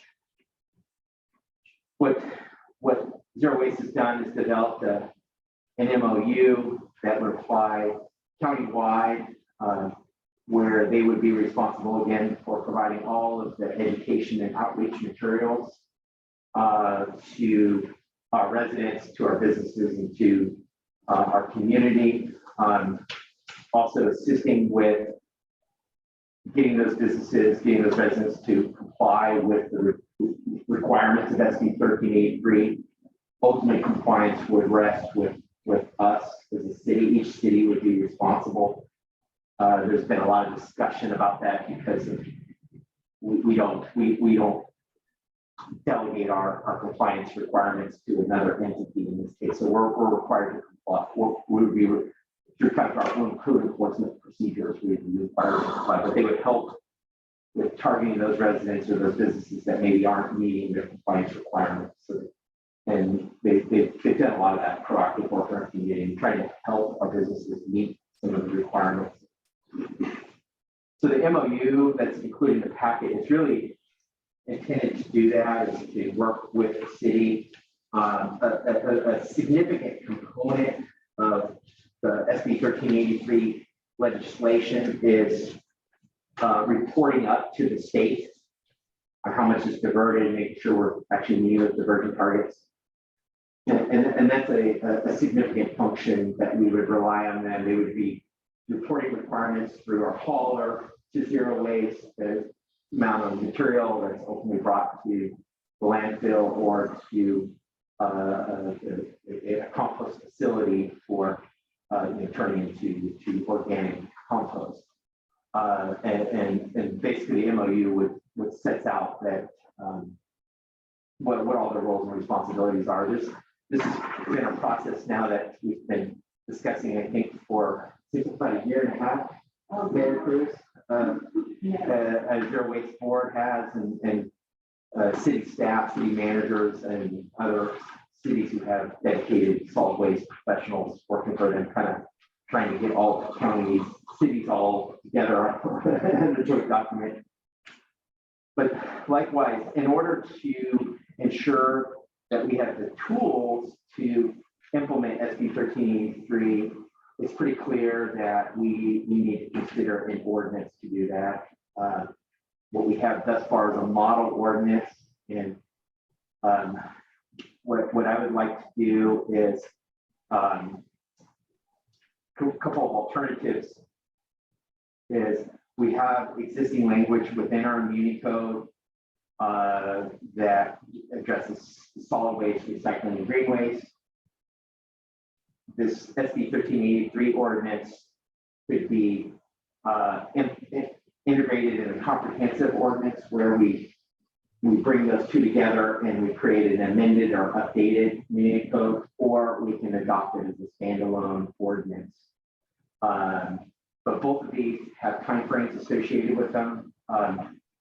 The initiation for SB 1383 takes effect in January, but the zero waste Cal Recycle, who's the state agency that's overseeing the rollout statewide, has indicated that they're not going to start enforcement until after April, so that they know that we're all working on this, and they give us a little additional time to be able to adopt bring the ordinance forward and get everything in place. Probably the more significant impact, besides implementing 1383 and the obligations it puts on the city, is kind of your next item. And I just want to touch on that for a minute, even though it's really the next item on your agenda, and that's our solid waste hauler, which is Recology, recognizing that they're going to be the entity that has to ultimately implement the requirements of 1383 with our residents and our businesses through their contract with the city franchise agreement. They've included in your packet is a Well, before we go there, because it's one, yeah. can we discuss a little bit? Oh, sure. I just want to mention that, and we can go into that in detail, that they've submitted a letter requesting a special rate review to address the cost to them as a hauler to implement 1383, and they're not insignificant by any means, and they have significant implications for our ratepayers. So I just wanted to mention that. I don't want to go into detail yet. We'll go into detail, but just the impact of this is that it does require certainly a lot more staff time for zero waste, because they're going to be doing, again, the education piece and the monitoring. It also has a requirement for us in terms of reporting back to them some of the data needs that they will have. And we get our annual audits from Cal Recycle, so this is going to be part of their effort when they come to the city hall. They look for our green waste cans and all those kinds of things. So that'll be just another part of that process. But Mayor and Councilmember, I'll kind of stop there. There's, again, a lot to unpack. What we'd like to do is bring forward the MOU that would enable it should council support that zero waste is going to handle the reporting, education, and monitoring requirements associated with SB 1383, but likewise, independently or if possible, concurrently bring forward the model ordinance for ultimately building the SB 1383 requirements into our solid waste requirements in our units. Yeah, one of the things that I want to say for more background information is that zero waste has been working with the Chamber of Commerce for about a year and a half now. This came into the reality of our county. And there are some issues that we need to address when it comes to Cloverdale, David, and I want to make sure that this is transmitted to Leslie, even though I've been complaining about it since day one, as chair of the group, is the size of green cans for the residents, and to make sure that Recology provides those to every household that they have as clients. I myself, because I live in a multi-unit, do not have a green can. And I don't need to have the humongous green can. And many of us on the board have said the same thing. We don't need another humongous can in our garage because we don't have room and we don't produce that much anyway. So to make sure that it's the appropriate size per customer and that it is supplied to us. At this point, I cannot help the city comply with 1383 because I don't have a place to put any food waste. Then, So before we leave that, just a question, do they have a complex like apartment complexes, which we have in the city? Do they have a common can, like a? not all. But not all of them? Not all. Okay. So that would be another alternative. The buildings, for example, the building down from me has a common collecting stuff. They have collected, like the police department, the city has those too. But individuals. If they put a common can in those complexes, that would probably work for the residents. Yeah, but. So that might, I'm just throwing out an idea for them, but they need to address that. Right, but if you don't, our HOA will have to go through all these hoops to be able to do that. And so I think it's, we already have individual recycling and trash. So that's something. Right. Then the increased fees, zero waste have nothing to do with that. That's the whole who imposes those. But it's a consequence of zero waste moving on to 1383. Utilization of mulch is another issue that as a city we have, because we will never use the amount of mulch that we are required to buy. So that's something that I feel all cities need to get together and say something about that, especially in rural areas where we produce either less or more. The other aspect of 1383 is to recover food for distribution to nonprofits. We cannot be part, and the MOU has to indicate that we will not be part of that because we don't produce enough food to be able to be given to any nonprofit. The closest nonprofit would be in Hillsborough. And the issue that we all have had is how is that going to be transported from Cloverdale to Hillsborough? And how are any of our needs going to be met? Let's say for homeless, we don't have a place for homeless, or for other places where leftover food will be used. So that's the part that we cannot say that we're going to comply with because we won't be able to, even if we want. The other aspect is, so with the mulch, we're supposed to buy so much, and so is there any way to balance that out? And is there any way that we could advocate for that? Because I've been saying that since day one. I said, let's see, we need to advocate for this because that's a, it's not the same to talk about Santa Rosa as it is to talk about Sebastopol or Cloverdale. I mean, and that's the issue with blanket policy. It doesn't take into account small communities. And we need to continue to talk about that. And I was wondering, because they did say that they're not going to be inspecting or measuring how people are going through, because they're going to go through garbage and so on. But how are they going to know that the residents are compliant, really? I mean, with the businesses, the relationship has been established and it's working very well.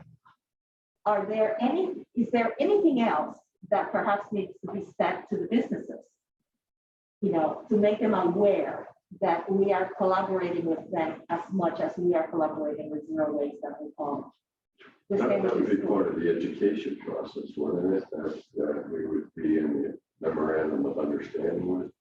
Yeah, so as you know, Mayor, the staff at Zero Waste are very good Yes. at what they do.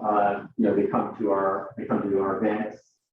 The annual Sushi Fair, and they provide information to our community, and that to me is a foundational function that they need to do to continue to get that information out to our residents and our community about because ultimately it becomes it's an individual responsibility to put your food products into your green can rather than your waste can if at all possible. And I think that's largely where a lot of the enforcement action happens. It's just ensuring, first and foremost, that everybody's got that choice. Like Mayor, you're saying, hey, I don't have a green can, I need a green can. So making sure that our residents and businesses have those.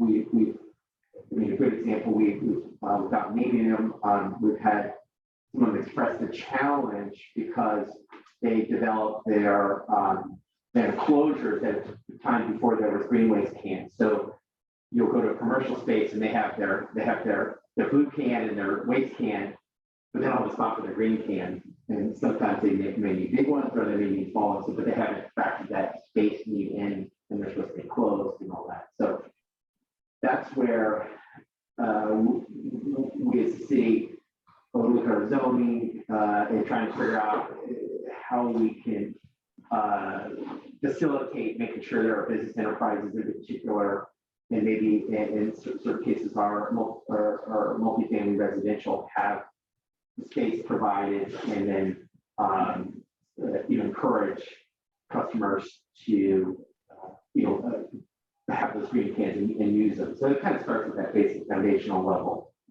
of enforcement and outreach. And I will ask Leslie, and I will also ask the Economic Development Board to see if there's any kind of money to help the businesses expand their storage place for waste and disposal, because this will cost, especially to the small businesses. It might seem insignificant to some, but for our small businesses, it's going to be a cost. So we need to find out, and I'll definitely ask, and I hope that you put in your notes too, if there are any resources available to the businesses so that we can help them comply with 1383 accordingly.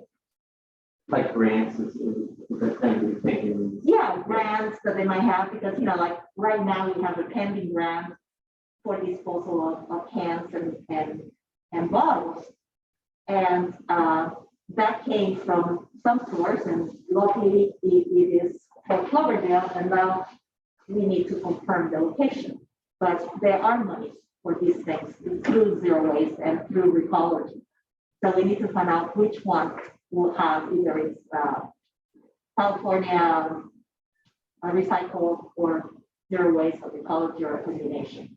So because and you know, I don't have any doubt that they will work well with us because they have so far with the chamber and they do visit regularly with different businesses. And I want to make sure that it's clearly the school system too, that we can also assist in making sure. And I do believe that Superintendent Becca mentioned that she wants to really emphasize the educational aspect among the student body. So we have a lot of steps ahead of many other cities at this point, and I feel very good about that. The cost, definitely. And the mulch, something else we still need to So I just have a question. You know, the state's really good at these state mandates, making us do these things by target dates. Is there any money to help? Because the Constitution, the state of California says state mandates, they gotta pay for them.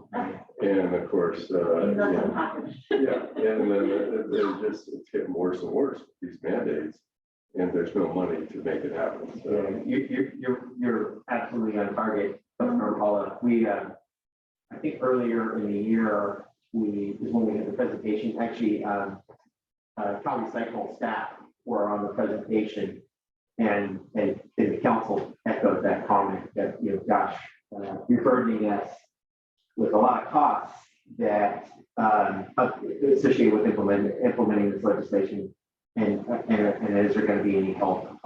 And they weren't able to offer us any guidance. has the league taken any position on this? This impacts all cities, obviously. Yeah. And it is a state mandate, and there is a cost associated with it. And it would seem appropriate that that would be the vehicle to lodge a protest. Let's see what the State Department of Finance, let them identify that there's no financial impact to the cities when we're showing huge financial impact. With this particular mandate, it is one of community services that are addressing that, but there's no actual. As soon as we meet, there will be more discussion on what is the next action. I think the state's response, if I recall, Mayor, when those more policy sentiments were shared, they kind of said, well, the way we look at it is it's going to reduce our costs in the long term because it's going to free up landfill capacity that we would have to take. That was, I'm just paraphrasing, but that was kind of their answer to that question. Basically, it's your problem. We figured it out. We're not giving you no money. That's pretty much what they said. Right. No. So what do you need from us on that? Well, I just want to make sure that the finance eminent police was aware of the MOU. City attorney has reviewed the draft. What was included in the packet was the final version that was reviewed by the Zero Waste Board. Mayor, I'm assuming you supported it. Ultimately, I'd like to bring this forward to council for council's approval or consideration and approval, and package it with a draft ordinance. I'll discuss with Jose when we should bring a lot of cities are kind of trying to bring them together because it's kind of I logically. think that's important. We got too many conflicts in the code. When you have one, if the old code is still saying something that it's really important. Do a comprehensive. Yeah, I think so. And also, I think we already passed a couple of resolutions that impact this somewhat, to diminish the use of plastics and so on. We adopted the polystyrene ordinance. No, there's some amendments that have been proposed that need to bring back to council. So all the things need to be under one umbrella when it comes to recycling, ordinances of what we're not supposed to use, what we have applied our business and so on. So that we don't have to be looking all over the place. Just like what that has to do with solid waste. And and then our affiliation with zero waste and ecology. And if we happen to change colors down the road, that those ordinances will be adopted.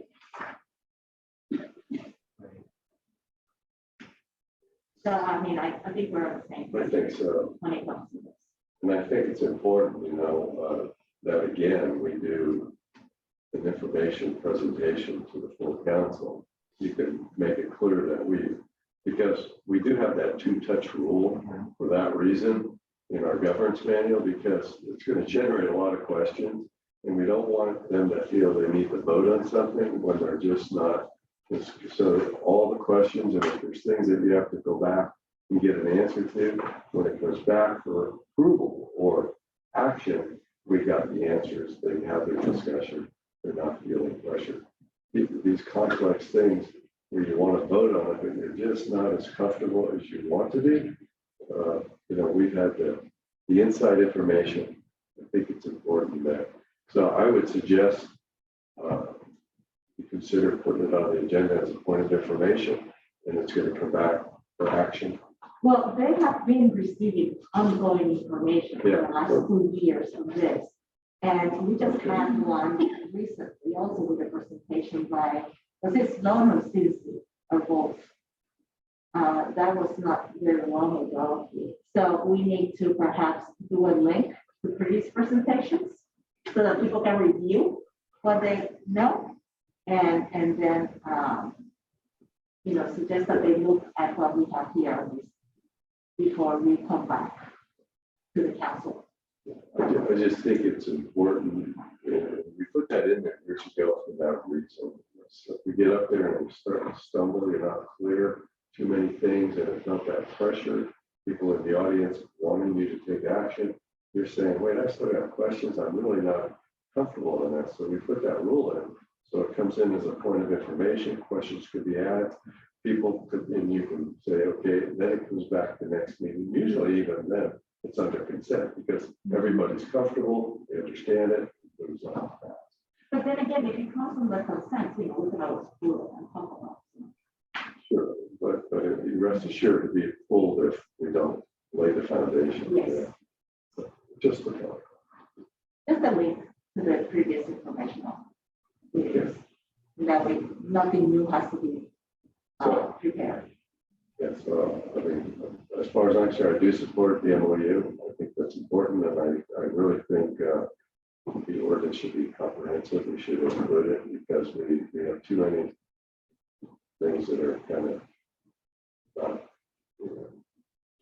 we're not repealing old and we're adding new, and it's making it kind of cumbersome. Hopefully, this person that will have the question will help us reorganize some of this. Yeah. Because there's just so many new things that were not here even 5 years ago, Right. especially with these new environmental issues. It's just like one information after the other, another one obligation for the city, for the government. And I'm really concerned about the cost. Do we have anybody with questions about zero waste so we can move on to ecology? No hands are raised. Do you have any comments or any concerns? Okay, so, David, please let us know how much it's gonna cost. Well, I think I do believe that there's an opportunity for negotiations. But what included in your packet was was referred to as a special rate review application that was submitted by Recology. Recology is our refuse hauler under our franchise agreement, previously being River Empire Disposal in Radom. But what they've submitted is a proposal with really two options. One includes a step rate increase, what they've said is a 12% margin, profit margin on expenses, and it's coupled with a 15-year contract extension. And their other option is a reduced margin with a minimum 10-year contract extension. It's interesting because they've coupled their rate increase with contract extensions. I don't think that that they have to be coupled, meaning you could consider a standalone rate review application that identifies their costs. But I think what they're trying to do is reflect how you amortize the costs of implementing this program over a period of time, rather than just in the short period of time that our remaining term of our franchise agreement. I think there is some logic to that, because if you kind of burden all the costs in a short period of time, you end up with a much greater rate increases, where if you spread it out, if they're going to have new trucks and processing equipment, the annual cost is spread over a longer period of time, which reduces the impact on our ratepayer. So what I think they've tried to attempt to do is present some options for council's consideration, but also tying into those contract extensions, which really is quite beneficial to them. What we've done in the past is obtain a proposal from R3 to do an independent analysis of the request. And also in this case, traditionally it's been for them to do kind of just a conformance check. But I would recommend that they do a detailed rate review, or detailed review of their rate review application, and present what might be some alternatives and options for council in terms of how might we approach their request in light of the fact that they're obligated under their contract to be able to pass on those costs to the ratepayers, but how might we do it in a way that gives council some options more than what they presented here? I don't know what those options are. I think that's where we really need the expertise of R3 to kind of look at this. They're experts in solid waste and understanding the underlying costs associated with providing the services, and they're doing similar work with zero waste and also other cities. So my recommendation on this is, and I've already sent it to them, but is to obtain a proposal from R3 to evaluate this in more detail and present some alternatives. I think that's really important. We've used that in the past, and the thing I'd really want to make sure they take a look at is actual costs that are generated just because of Cloverdale, because this is a statewide requirement. No matter what trucks or what they buy is going to have to comply statewide. So I don't want them to be able to come back and say, well, because of this, Cloverdale is going to be picking up X dollars. They got to spread that throughout the whole state. So I mean, but I think that's important. I support that. Yeah, and we have a very good quality communication. So I think we need to really work on that relationship and bring awareness to them of what it is that we have been undergoing recently. I mean, we just went through a hike a few months ago as our town concerned. Well, that's why this is good. It will show the actual cost, where the money, how it's broken out, and what it's really costing, because that's what it's designed to do. And I get a little concerned when they say because of this AB 1383, they're going to have to buy new equipment. And I'm saying, wait, it's not, it'd be different if we implemented this only as a city, where they had to buy specialized equipment to service our city. They're going to have to do that statewide through their whole fleet. So this isn't really just a Cloverdale impact. So I want to make sure that the study looks at that and that they're not putting an unfair cost associated with this. I know there would be a cost, but it shouldn't be a big cost, because they're going to have to do that regardless of what, based on the maybe 13.3. So, and I think the other aspect to it with the updated the franchise agreement is it's an opportunity for council to weigh in on what some of those franchise terms are. Our current franchise agreement has a relatively non-specific diversion requirement. So we probably want to look at that and make sure that we're diverting a percentage that meets the council's goals. But there may be other things that you want to look at.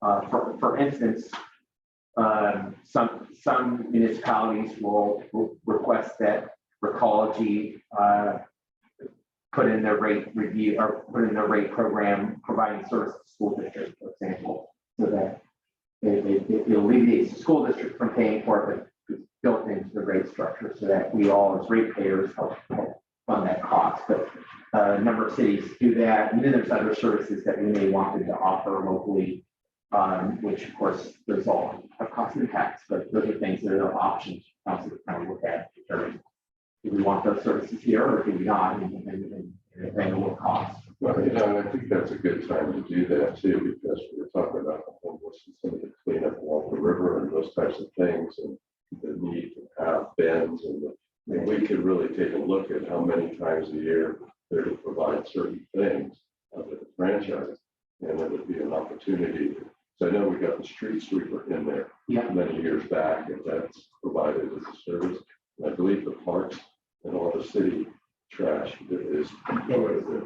So those kinds of things, but I think, as we do more major cleanups, that would be a good thing that we want to look at as we with this franchise, what their role will be to help provide the things we need to clean it up. Right.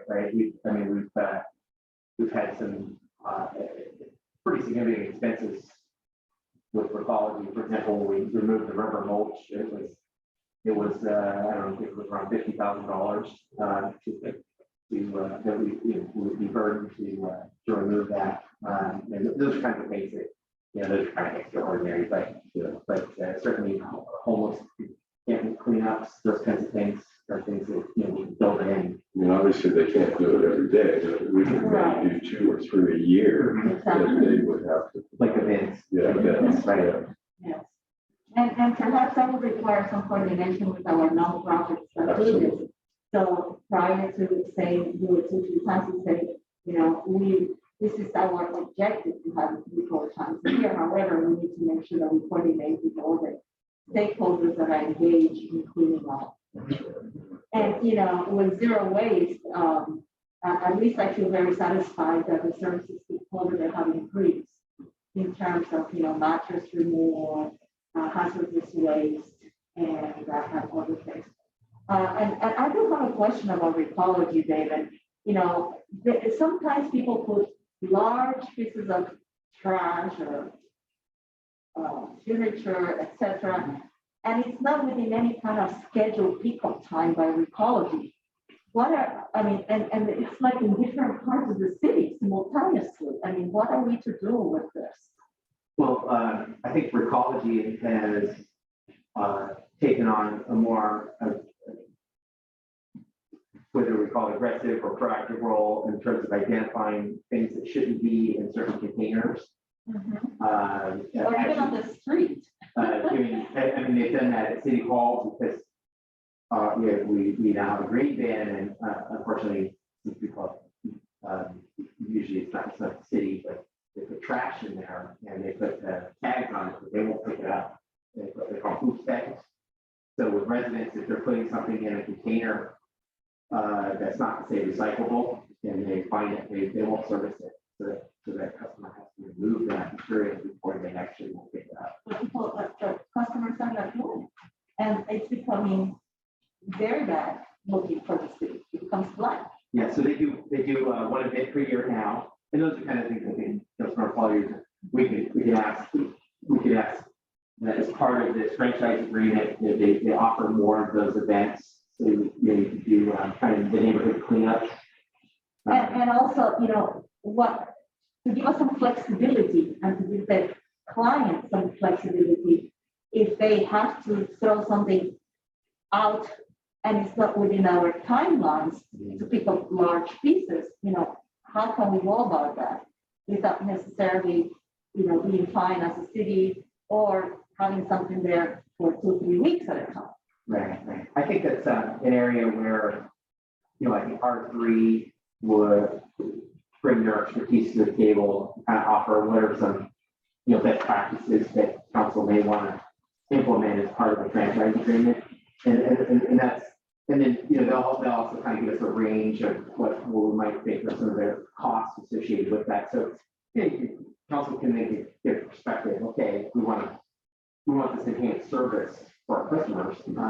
Well, what does that mean in terms of rates? And then you can, you've got kind of a menu of options, and you can kind of see where it's going to impact the customer's rates. And if it's a prohibitive cost that we don't want to pay, perhaps our enforcement person will be able to follow through with whomever threw that out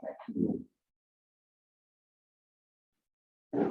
So is this going to come to the council then or proposal, or you're gonna- Yeah, I think the proposal from R3 would come to council for approval to do the rate application review, or the review of Recology's rate review application. Let's say that. And do you have a timeline for that? Is it going to be soon? Because I guess we'll have to work on this. When do we have to work on this? Yeah, they have the proposal, so, I mean, they have the rate review request. I need to follow up with them about the proposal and schedule accordingly to bring that to council for council support. I'm sorry, I didn't ask the question right. What does Recology expect a response from us? They didn't outline it specifically here. The letter is dated September 28th. But it's, when you have time, and again, I was hoping to get R3's input so we could, I could acknowledge and receive this, but we haven't sat down and had a specific overview and discussion about this submission. I would suggest that you just let them know that we're going to have R3 do a review and lay out a cost analysis. So because we need that to justify to the people. If we're going to raise it, we need to know how that money is being spent. And I want to make sure clearly that SB 1383 isn't the only basis on this, and how that's causing them to make the changes that they're going to generate, that they need to generate X amount of dollars. And now that becomes our responsibility as a city to fund that. So it needs a little bit of work.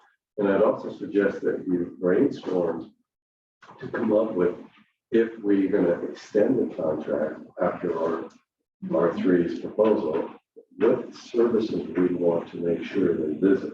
And that gets through the neighborhood cleanups. Maybe, we do 4 years schedule as we see, so we can facilitate with the nonprofits and give dates, and then they would provide all the events and stuff at our date, not when they do it, but we should be facilitating that. And as a city. we need to make sure that they know that we do not have any costs related to edible food, that will be available to nonprofits. I mean, that we're not engaged in that at all. Because I'm sure they will have some costs for restaurants in Santa Rosa that deal with that if the level increases. And more than likely there'll be less food refuse if there's compliance with 1383. So, it's questionable in terms of the rates. We'll see, but I think the first step is the R3. Yes, definitely. Lay it all out, then we can start comparing. Yeah, and please make sure that they give you a deadline. Yeah, well, Because, I don't want them coming back at you and say, you didn't respond on time, and you never told me no. right. Well, Mayor, to your point, in the second statement in the letter, it says Recology envisions review of this application over the next 6 to 9 months, with rates becoming effective on September 1st. So traditionally, that's when the annual rate adjustments have occurred September 1. So I think they're envisioning that we would complete negotiations in about a little less now than a year time frame, because this is a pretty significant effort. Oh, yes. To negotiate franchise agreement and then factor in the extraordinary costs that they would incur associated with implementation.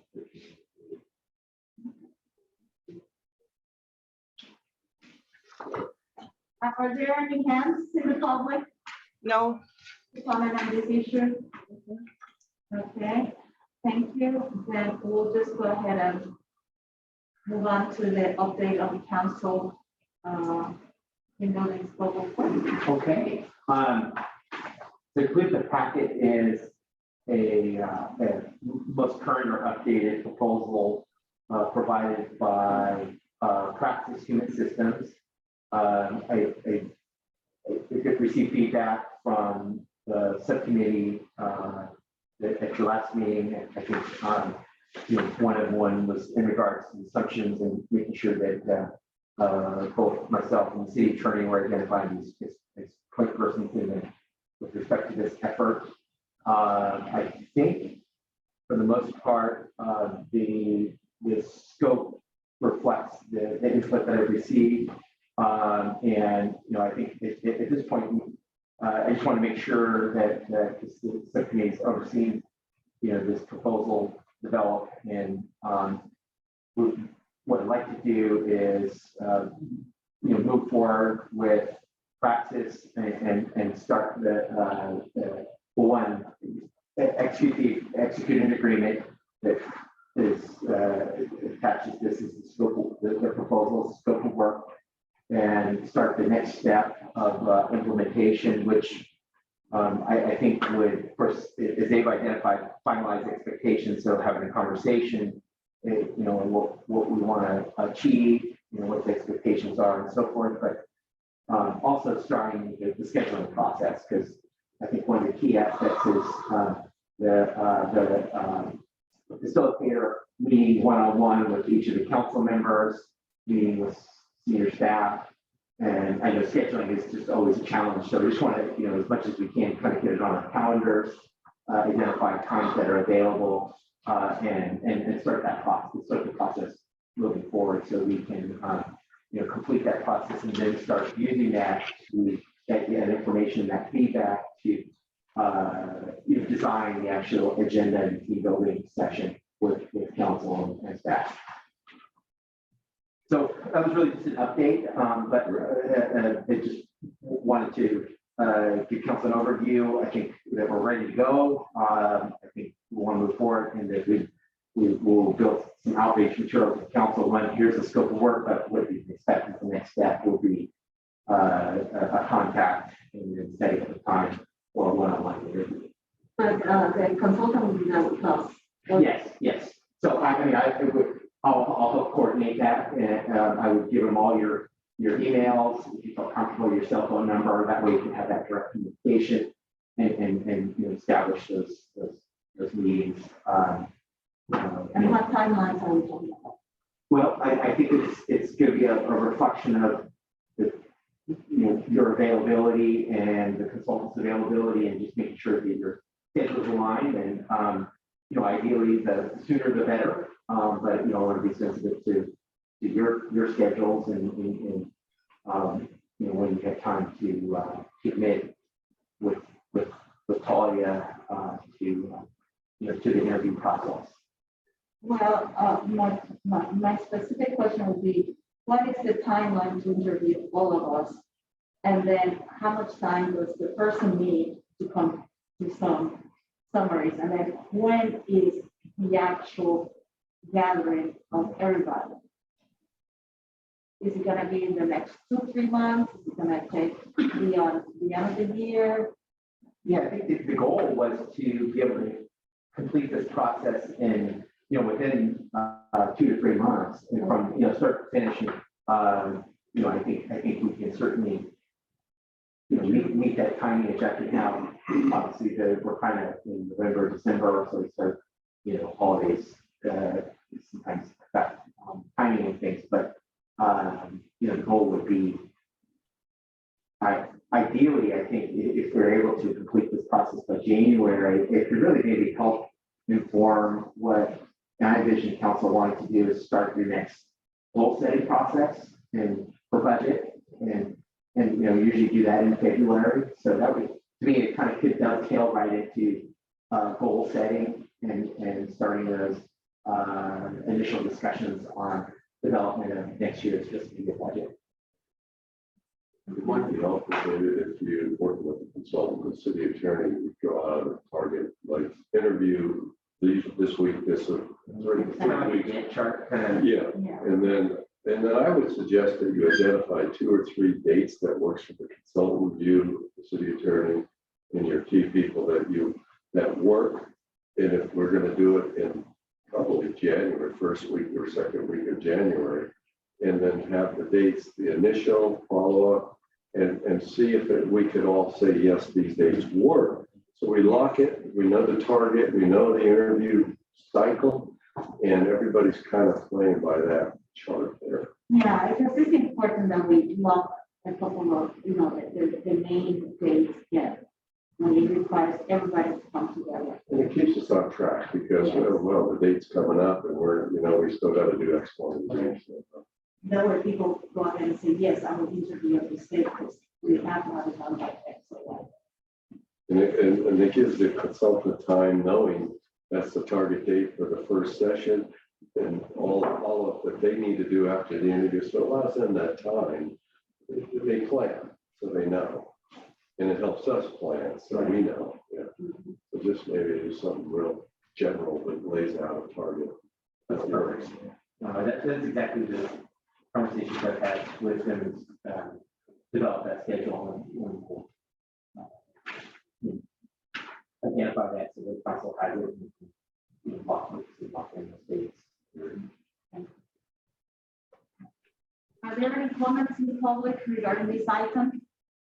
No hands are raised. Thank you, Yvonne. Sure. And then, Councilman Gonzalez, do you have anything else?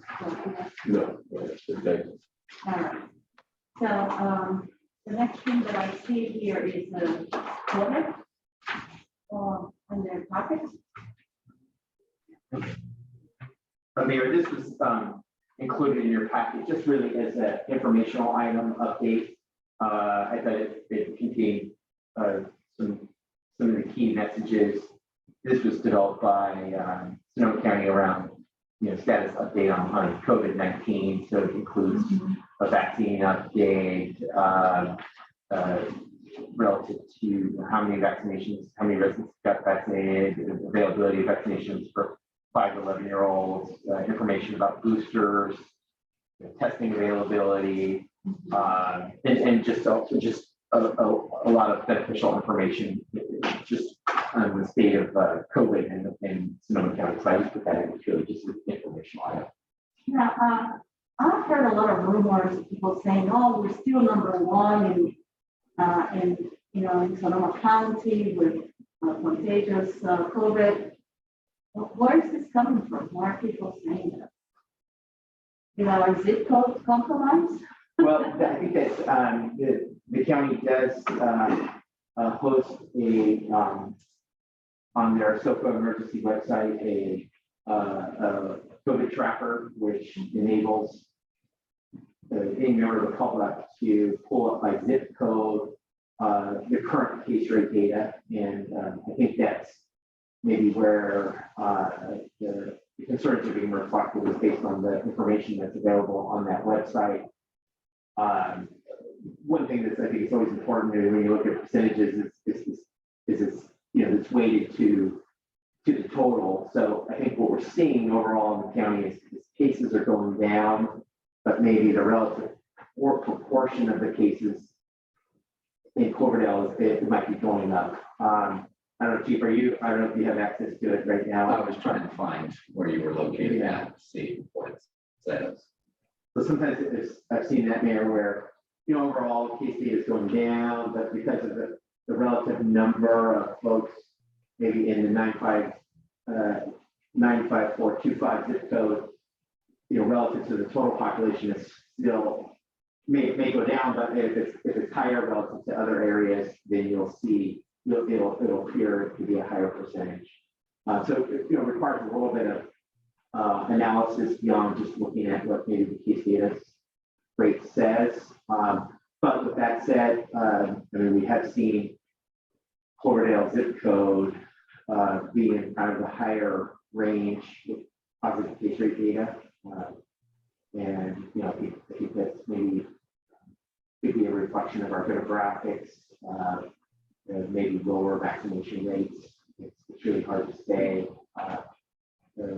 what's the underlying cause of that. Because, we need to have an answer to our constituents every time they say it. And we could say, well, it's not really the incorporated Cloverdale. But still, it is sphere of influence and people are concerned. And we want people to feel safe and comfortable in going out to businesses here, in going to social activities, and so on, and also to advise on what measurements we need to continue to observe. So I think it's important that we have an overall statement regarding this issue. Yeah, I certainly don't disagree. I think one is we're all practicing fairly good practices here in our meetings, wearing masks. I think that's a critical message is, to continue to wear utilize face masks where appropriate, and having testing options available, which we do, is another one, ensuring that folks utilize that service. It's important. And then, following some of the guidance, like, yesterday with Halloween and trick-or-treaters, those guidance offered, and doing our best to get out that messaging to the community, because ultimately it's a reflection of how our community responds, and hopefully the positive messaging we can use next steps.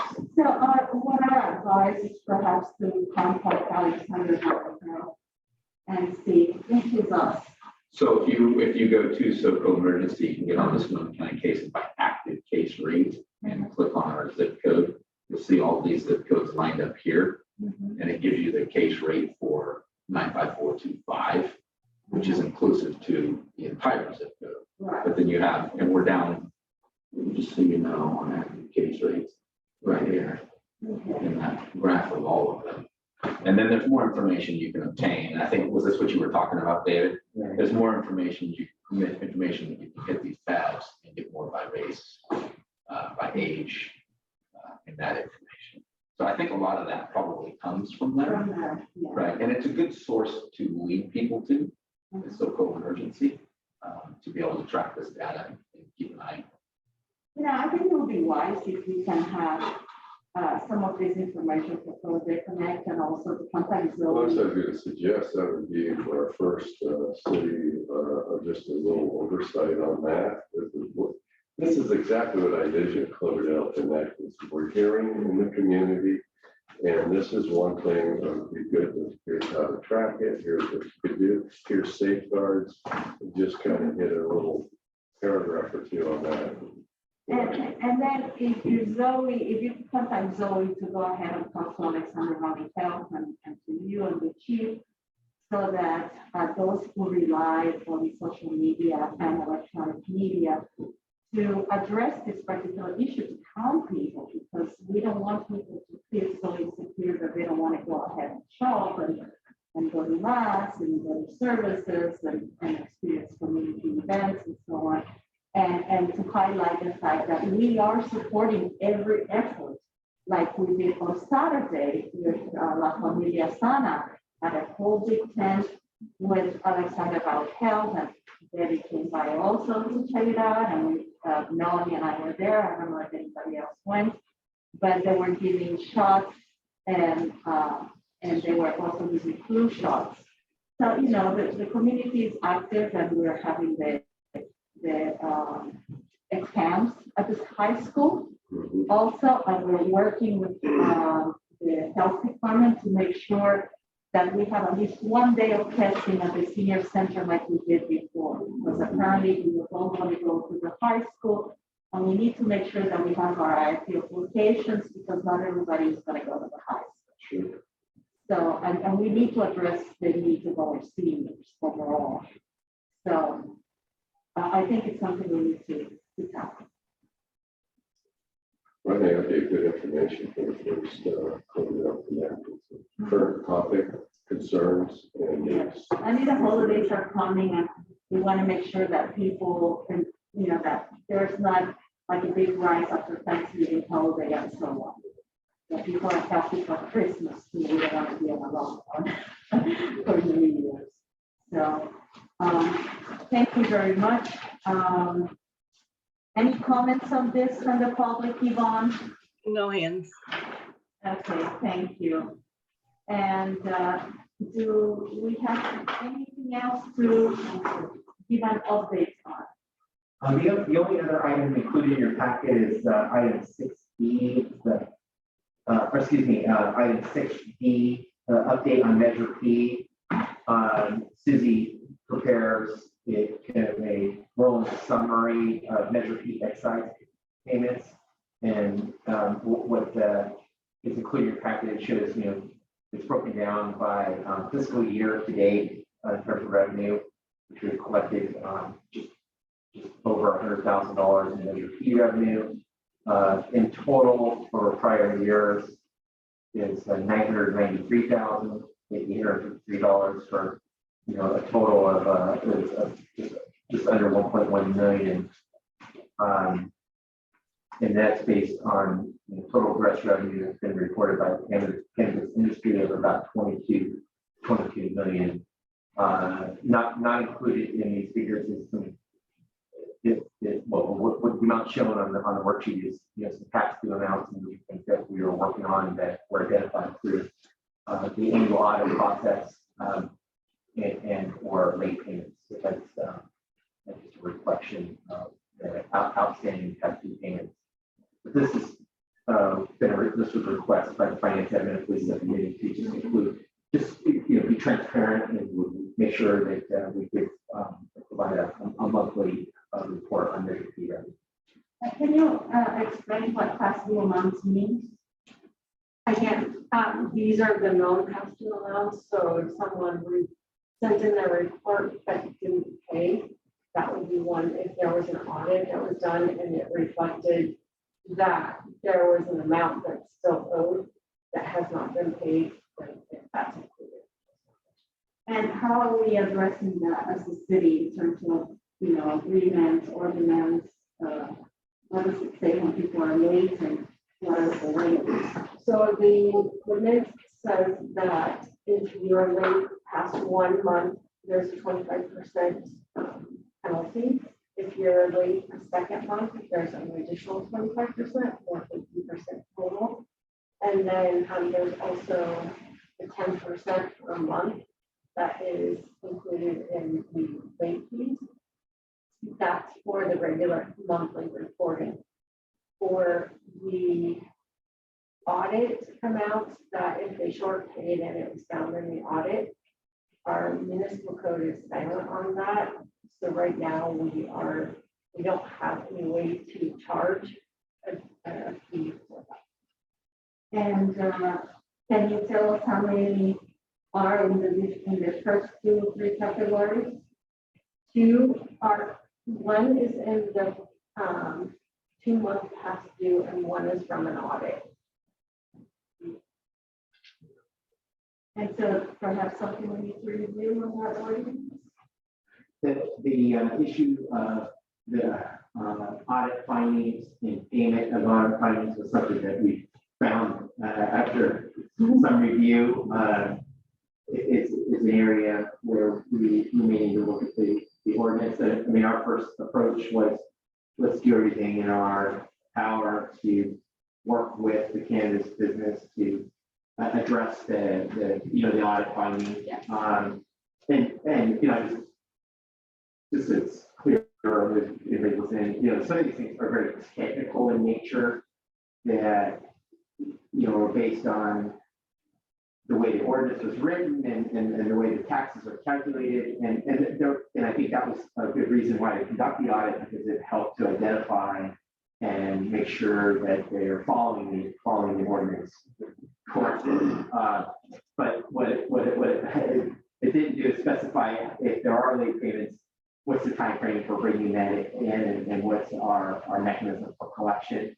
But what we've been trying to do is point it out and provide options in terms of payment plans or lump sum, really trying to coordinate with the company to address that. And that's where we are. If we fall short of that effort, I think that would be an opportunity for us to identify that as a gap and say, council would like to suggest you update or amend the ordinance to give us. Isn't there something in the ordinance that talks about the permit? In other words, that can be suspended if they don't. Yeah, I mean, that's a pretty, Yeah. I'm not suggesting cancel it, but Right. certainly if, I mean, there is that ability. I'm not suggesting we use it, but I remember those conversations. Right, we could definitely, for lack of non-payment, discontinue or not renew their annual permit. Or suspended. One of the only permits that they have to renew like this year. Yeah. So there's that opportunity during that annual review. So So I they sent out the pay letter. fees, yeah. Yeah, perhaps there should be something written that you must pay a percentage prior to suspending your permits so that we give the business an opportunity. Yeah. It's not just suspending. So I do think that this has to be reviewed regardless of compliance or not. Originally, the audit was not intended to be, 5%. yeah, exactly. It was a learning curve. All of us were all learning how to do the reports and Sure. and it was, so we've all learned a lot from it. So This is new territory, so we're all learning and this is, the cannabis business is fluid.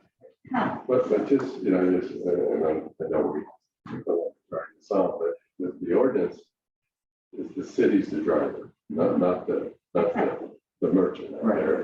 And so I think it's a great learning. I think as we work through the issues, but at the end of the day, if they owe money, then that they need to either make that up or it could impact their business ability to operate pending. We work through that. They just don't. It's not business as normal as we're sitting there saying you owe. We've made a decision, so it's important. You learn, clarify, make sure we're all on the same page. But at the end of the day, We need to tweak. it's the city that's got to make this call. Absolutely. Yeah. So, And I think we understand that, and we will. well, I know we do. I want to make sure the merchants understand that. That's the key. Clarify this for all involved. We could, if you so like, is a future agenda item, bring back just kind of an ordinance review, maybe point that out as an area just that we could look at, address how do we provide some guidance on how we address when an audit is conducted, if there are findings. What are the remedies? Right. And what are the obligations? Yeah. There is also a push by the industry to have the tax structure connected. And there may be some valid points in their arguments, but that is kind of waiting in the wings. They've been kind of working on that and talking to David and I about it. And again, that's why I think it's important that we know where the money, how much is coming in and where it's going. It should, and I know when we went through this exercise, we talked clearly about the need for code enforcement, the need for education, all those components were part of the conversation. Though we kept it as a general tax, it was never laid out that way because we didn't want to have specific tax requirements, which is 2/3 vote versus a 50+1. So it was very specific, but I think the intent clearly was we set it at that for those purposes. And and again, we tracked some of the money, but it's got to be, we need to be able to explain. Any comments on this to the public? No hands are raised. I'll just add that the October 21 is only at $200. That's because I didn't before I have on vacation, and so it's out of December or October 12th. Typically, they're going to be paid later in the month. So future agenda items. Oh, could you give us an update on the main water break? Sure, I can do that. We, on Sunday, early in the AM, sometime between 6 and 8 is the best data that I have, our time frame. We had a water main break on an 8-inch water line, water main that is situated on private property, public easement on Hillside Drive. The break was identified was approximately 50-year-old transit pipe, which is you really don't see in use anymore. So it's definitely some older infrastructure. Like plastic. It's more like asbestos. It's a concrete asbestos pipe. It looks well. There's no real worry about contamination other than actually if it breaks up and you breathe it. But the pipe that broke was approximately 5 feet below ground surface on a hillside. I always look at it from a risk perspective. If there was maybe some underlying reasons or causes that may have been outside the city's oversight, and it just appeared that maybe it was just the age of this line. There was a connection point in the transit, so it was basically a band that where 2 pieces of transit pipe come together that, for lack of a better word, looked like it was just a failure in the pipe from what our water staff saw. Obviously, the first order of business is to turn off the valves or turn down the valves to reduce the flow. And what that does is it starts to reduce flow, and you start to have a decline in pressure in the system. Where we started to see that happen is in the higher elevations in the city in zone 2 of our water system. So some of those higher elevation homes actually experience basically a loss of service.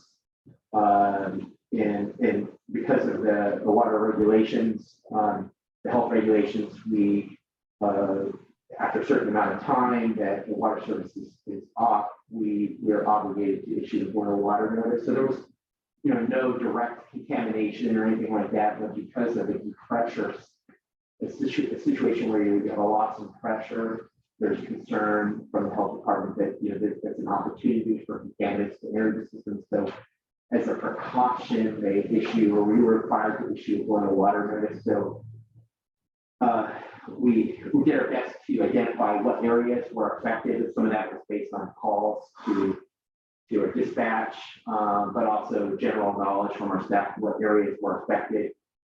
So we in response, put together the boil water notice, and those were hand delivered to every home that was affected. And it's hard because you're trying to do messaging. Everyone sees the message and thinks it applies to them. But we were about as specific as we could be in terms of trying to identify the specific addresses. In total, there was about 101 homes that received a boil water notice.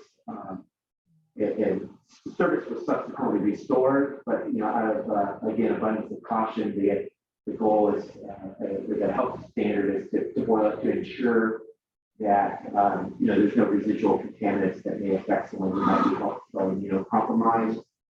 We immediately upon reinitiation of service, and of course fixing the leak, fixing the main break, flushed the system in key locations to, what the goal is to bring the freshly treated potable water in with the residual chlorine levels that, are reestablished.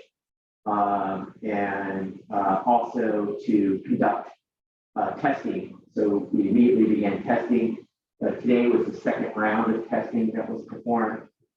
Once we get 2 samples that are negative for no bacteria, then we can do a lift. We can issue a lift for a water notice.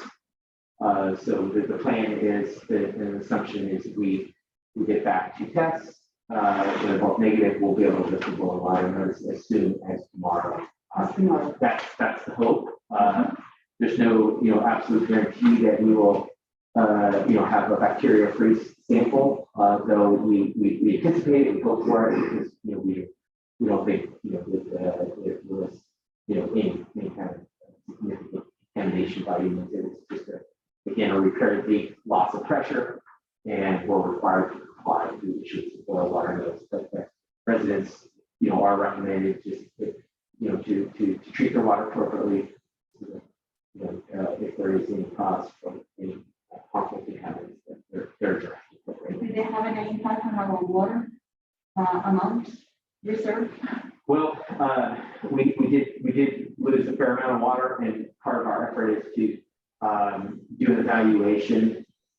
And the way we do that is we look at the, we have a running daily total of how much we're producing, and we know where our tanks are at. Is, you'll see a change in that number. So to keep our tanks at the same levels that they were to backfill that loss. That's kind of how we calculate the amount of water that we anticipated we lost from the system, because it's too difficult. This is water spraying in the air, or it's running it, to do an accurate calculation of water loss. So that's also a method, but the better method is to kind of note the change and before and after, and to see kind of what that looks like.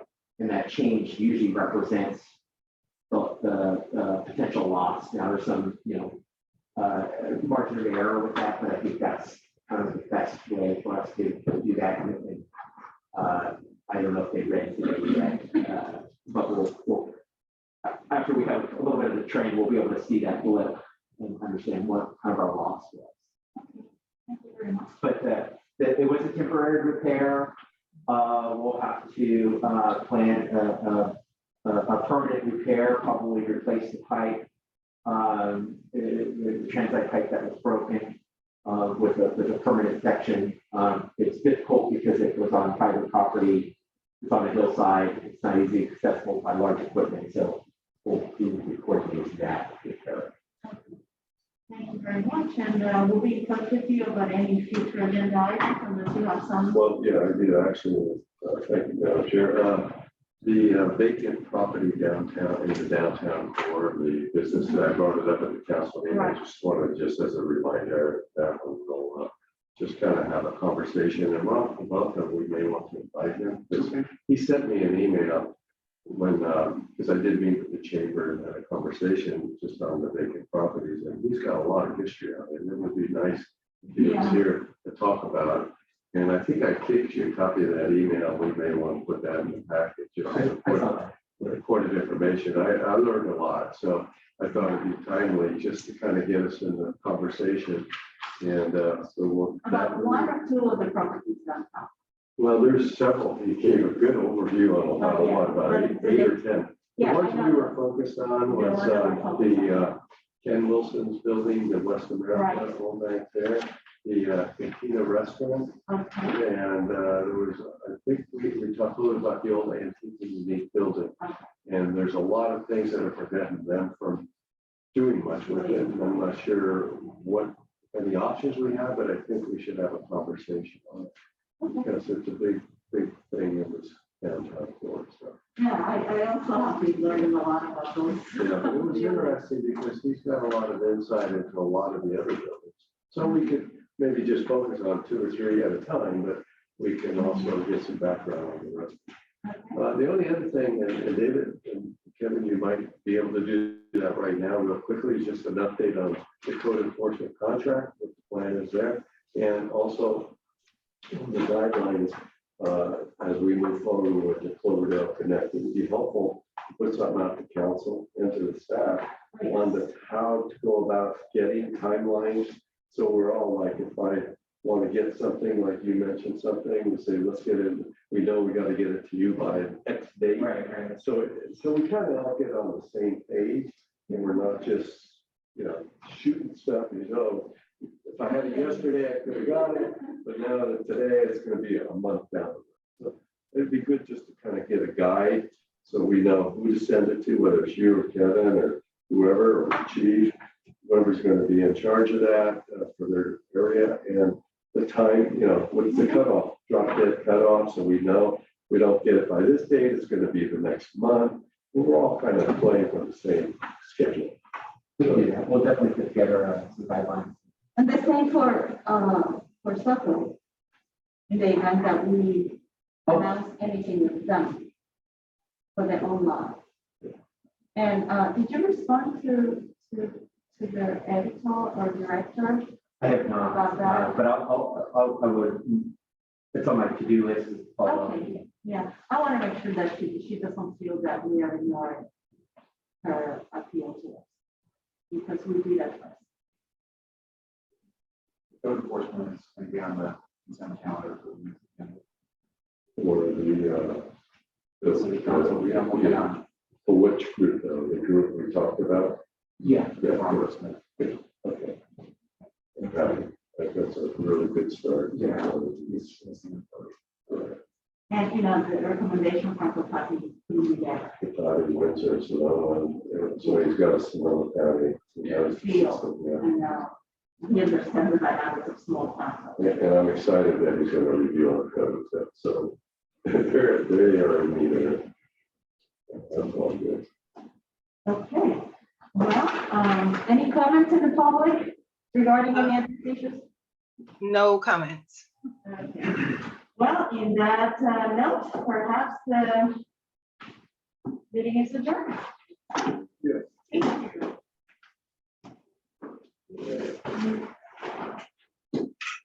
Thank you, everyone. All right, thanks, everybody. Bye-bye.